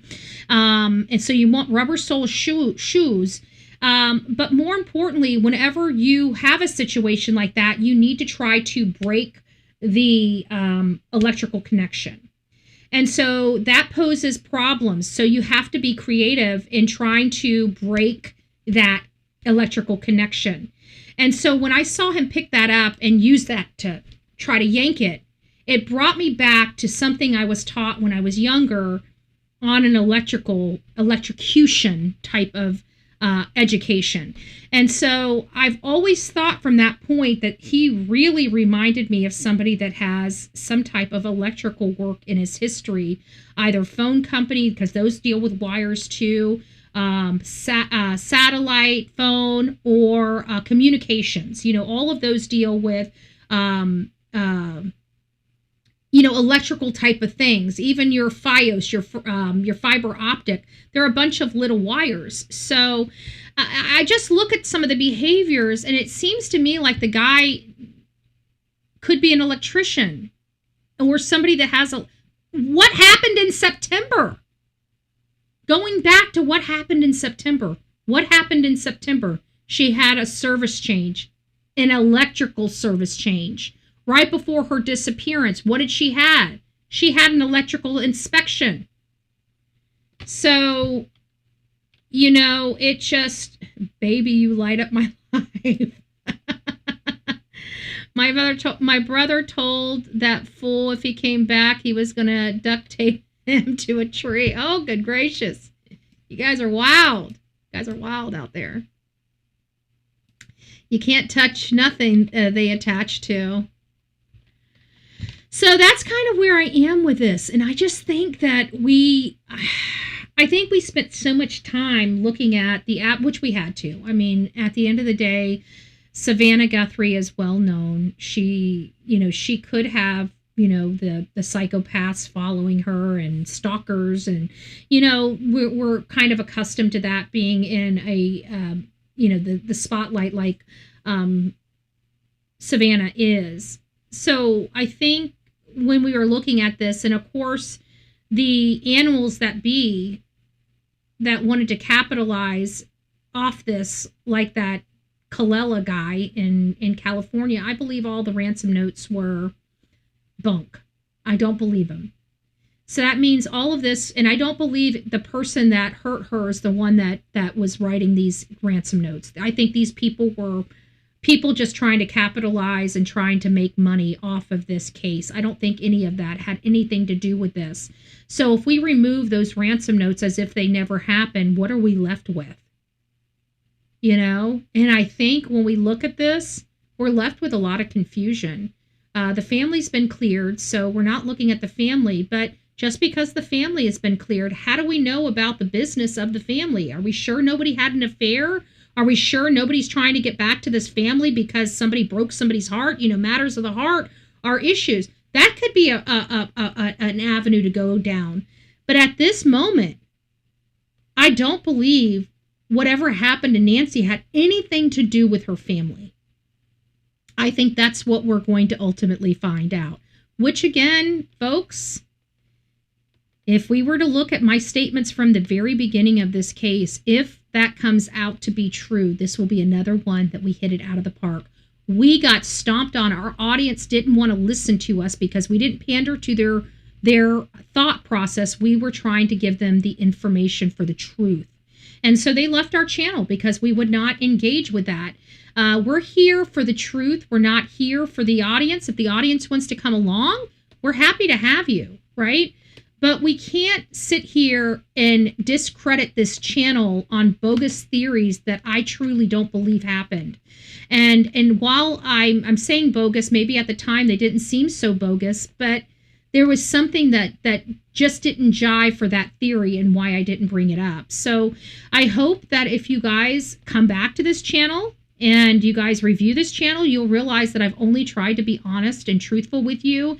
And I've only tried to bring that type of reporting to this channel. So if that's offensive to some people that want to engage in other, conversations, we're happy to engage in those conversations as speculative.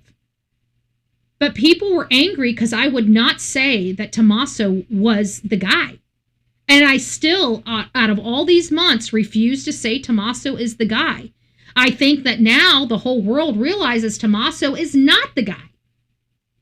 And therefore, you guys should understand, if you stayed here on the Bullhorn Betty show, you had the most accurate reporting. Okay? Maybe we didn't pander to your feelings, and maybe you wanted us to, but are you here to pander to your feelings, or are you here for accurate reporting? That's something everybody needs to decide for themselves, because if you're here for accurate reporting, you want to be subbed up to the Bullhorn Betty channel, because that's all we work to do, is to give you guys the updated information. We've pandered to people's opinions and explored those things. And it took us all the way in left field. And by the time we came back, we couldn't even figure out what fact from fiction was. That's why I don't drag you guys through all of that unnecessary talking points. If there's something that could hold water, we talk about it. If it's something that doesn't hold water, we don't talk about it. Could Tommaso have been it? Very honestly, at the very beginning, if people would have done their research like I did, they would have known immediately Annie and Tommaso could not have done it. I don't know what to tell you. When you're hearing what people are saying, oh, they were the last person that did this and did that, it goes a lot deeper than that. You got to find the psyche, the behavior, the mindset of these people. And that's where we excel, because we dug deep into this case. I mean, I knew everything about Annie and Tommaso before we ever even talked about them. Everybody was beating him up, and I'm like, they're more likely to run a stop sign or be caught on a phone, in a hands-free zone than they are, committing homicide against their mother or mother-in-law. And nobody wanted to believe that or listen to that. And I tried my best to express that. But again, it comes down to the accuracy of reporting, and we work very hard for the accuracy. So will we get back to pandering to those things? Maybe. But in this case, it was so highly charged at the beginning. I thought it would cause more problems with the case than provide solutions. So that's kind of where we were on this case. Is this case going to be solved? Honestly, truthfully, I don't think Nancy's going to be found. She might be, but truthfully, I don't believe she will be. And the reason why I don't think she will be is because I don't think they'll ever find out who did this. And the reason why I don't think they'll ever find out who did that, well, they might. If any of that DNA comes back as a negative, as somebody that's unfamiliar with this family, then we might have a chance of bringing her home or at least making an arrest. But anything short of forensics, I think they screwed up the forensics. There should have been saliva all over the place that they could have collected. They shouldn't be beholden to one mixture of information. So that tells me they did a shoddy forensic investigation. And short of that forensics, I think that it's going to be even harder. It's all the mistakes, just like in the Sebastian Rogers case. I think that case is going to be, the sheriff doesn't want to solve, because the parents are most likely the people that need to be arrested, and the sheriff likes the parents, okay? The sheriff is buddy. He's a Navy guy. Chris Proudfoot's Navy. Katie's Navy. They're all in this big, disgusting, threesome. Not technically, literally threesome, but you guys get what I'm trying to say. And I don't believe that sheriff, that ignorant sheriff known as Eric Craddock, will ever pull his head out of his ass to go help the case of Sebastian Rogers. And at the end of the day, everybody's like, well, it's not him, it's his detectives. Well, when you have the culture that they have in Sumner County, you ain't getting anybody to do it. Why? Because they're too comfortable sitting behind their desk and not doing a freaking thing to lift a finger. They're happy to work on computers to find people that are looking at images on the computer, but actually getting off their freaking asses and going out there in the heat and working and searching, Sumner County ain't your people. Sebastian Rogers' case will never be solved with Sumner County, the current makeup of Sumner County. And I can guarantee you, most of the people out in Sumner County have their heads so far up their butts, they're never going to get rid of this guy, because they're just going to get along, just same old crap like we've had to deal with Hawkins County, until people finally got a clue. It took them how many years for those ignorant people out there to get a clue to fire Ronnie Lawson. And I'm going to say it like that. And people are like, Betty, you're very offensive to people. Yes, I intend to be offensive to people, because I want them to change their behavior. And when you're coddling them, it's not conducive for behavior change. When you make them look like a pile of poop on camera, and they have to deal with it every time they see you and know that you think they're a pile of poop, they're going to change their way. They're going to change their way. We need the community to quit being a pile of poop. That's what we need in Sumner County. We need the community. And there's just not enough of the community that doesn't have their heads so far up their ass. That's the problem in Sumner. That's a problem in half of the Tennessee counties. You guys are getting railroaded. You guys think, oh, we're so tough. We're big tough. Well, you know what? You're getting bent over backwards and freaking taking it right up their old, you know what, without any KY. Every single one of you in Tennessee are doing the same thing. Why? Because you think you guys got great people, and you don't. You have corrupted people. Tennessee is nothing but corruption. Trust me, Florida's nothing but corruption. We thought we did good, and then we got all these freaking Republicans in. Now we have a supermajority, and now we have a corrupted Republican Party here in the state of Florida. And you guys know how I feel about corruption. So I've been dealing with my own people. But Sumner County is corrupt AF. Every person I speak out there knows that this particular county, Sumner County, is by far one of the most corrupt counties in the entire state. How do you get a name like that? It's not Memphis. It's not Nashville. The people all over the state are talking about Sumner County and how corrupted Sumner County is. And you've got all these people thinking, oh, we got the best government ever. Those are the people that I can't stand. So guys, do yourself a favor. Unplug the head. Okay? Unplug the head out of the hindquarters. And come up for some air. Okay? Because it's not roses up here. It smells like a pile of poop. Okay? So let's vote differently. I heard California. Is California voting today? Did they vote yesterday? I heard California has some good results. I don't know. Did I check California? Thought I checked California, but I don't see anything up here for California. Anyways, guys, that's really all we have for today. Thank you for coming here. Do we know any breaking news on Nancy Guthrie's case? Yeah. The sheriff out there is a hot mess express that should have been fired by their supervisors, but their supervisors have no balls or backbones, so they just went along to get along. So how do I feel about Pima County government? They get an F. They get an F.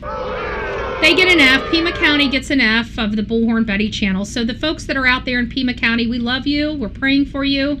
Do better. You guys have an opportunity to start making changes right before November. I mean, this, we always look for silver linings for people. You guys see the errors in your ways, and you guys have a great opportunity in November to make some really big changes to your government, and I hope you guys take it so there's no other Nancy Guthries in the near future. All right, guys, rock it out with your coffee beans out. We love you. Hey, I see you. Good morning, love. So I want you guys to have an amazing day. If you guys can't, spread me around, right? Spread me around. We've had lower viewership. We're going to be getting those. We get more viewership whenever we're out in the field. We're going to start getting out in the field now that things have kind of settled down. We need a team. I don't like going out. I'm a female. I don't like going out places alone. So I'm going to be leaning on a lot of you guys to make sure I'm safe when I get to where I'm going. So you guys need to come hang out with me, or we need to raise some money so I can bring some team members out with me for the cases when we get out on the road, because it's not safe for a single person to be out there. We did that. I didn't go with an entourage for Sebastian Rogers, and we see that costs this channel more money than not. We should have had a team out there. They wouldn't have been able to do half the shit that they were able to do if I had my team. So we're going to have to start really starting to think about where we're going to take this. You guys want me out there in the field. We need to get out there in the field, but I can't be out there by myself. So, all right, guys, rock it out with your coffee beans out. Don't forget to be fearless. If you see something, say something. An ounce of prevention is worth a pound of cure. And until next time, please be safe, but more importantly, kind to one another. And we will be, it's already noon, so we'll be back later this evening. I don't know what kind of cases. Oh, yeah, 3-year-old boy. Come here, Delilah. 3-year-old boy from Tennessee was found in the attic. I reached out to the city of Clarksville. I spoke to some people over in Clarksville, and so I did have a pulse on that case, but I didn't run the story because right after the story was breaking, I saw Justin for All running the story, and I didn't want to have to try to compete for breaking news. I don't play that. So I let him run with the story. Well, listen to me. I let him run with the story because I am so powerful, but you guys get it. I didn't really monkey with it. And then by the time I got a response back from the city of Clarksville, the boy was found in their attic. How did the 3-year-old get in the attic? I have no earthly idea, but you got to be careful. Kids love to climb and crawl, and next thing you know, bada bing, bada boom, you got a missing kid, and the kid's not even missing. He's just in a bunch of insulation. That's all it is. So that was a great day. We love hearing, cases like that where the children are found very quickly, safe. Love it, love it, love it, love it. And, in all fairness, Tennessee does that job very well. Even TBI, they are able to find missing children that are truly missing. My problem is the ones that aren't truly missing, the ones that are homicide victims that they just turn their nose to. And it's like, oh, well, we don't have a body, so let's just go ahead and close it down. Let's move on. Those are the crap that I can't stand from Tennessee, and that is happening all too often. And then their excuse of that is because They do no body homicide. They don't do any body homicides. That means they have to have a body in order to bring it forward. And I'm so sick of that laziness. In 2026, circumstantial cases are on the rise, and Tennessee still hasn't brought a circumstantial case. So that's pure laziness from their DAs, pure laziness. And it makes me sick. You DAs, you guys need to be fired. Every one of them across the state of Tennessee. And you guys need to hire prosecutors that know how to take circumstantial cases to trial. The pieces of shit you guys got running that state of Tennessee, they need to be fired. Fire them all until the DAs wake up and say, we're done. The public is done with us passing the buck on these children. Until they really get the message, fire all the SOBs. Fire them all. I have no loyalty in the state of Tennessee whatsoever with their government. Fire every last one of them. It's time for change in Tennessee, and it's time for the children to be protected in the state of Tennessee, too. God bless you guys. We'll be back. We're going to continue to go down this avenue with Lynette and Nancy Guthrie. Lynette, as I predicted, will be solved first. I don't have any faith in Nancy Guthrie's case being solved. Will it be solved? I pray it is. Golly, I pray it is. I have no faith in Pima County. I don't think anybody in this world right now has faith in Pima County. And the people that were to hold that sheriff accountable, they shit on the entire community. So I don't know how you feel, but when people do that to me, I fire them. Ask my county commission how they like dealing with me when they step on my toes. Please pick up the phone, call them. I'm sure they'll be happy to speak to you guys about me. I don't take shit here. I'm not going to take shit out there, and neither should any of you. These are people's lives that are being affected by these policies. And I can tell you right now, Nancy Guthrie got a piss poor investigation. She got piss poor searches, and she's been crapped on enough by that community and by the leaders of that community. And it's time for the people to rise up and take a position. Because if you care for this lady, if you care for this story, if you care for Savannah, you guys need to go to the ballot box and make some serious changes there in Arizona. I'm just saying. All right, guys, we'll see you on the flip side. God bless.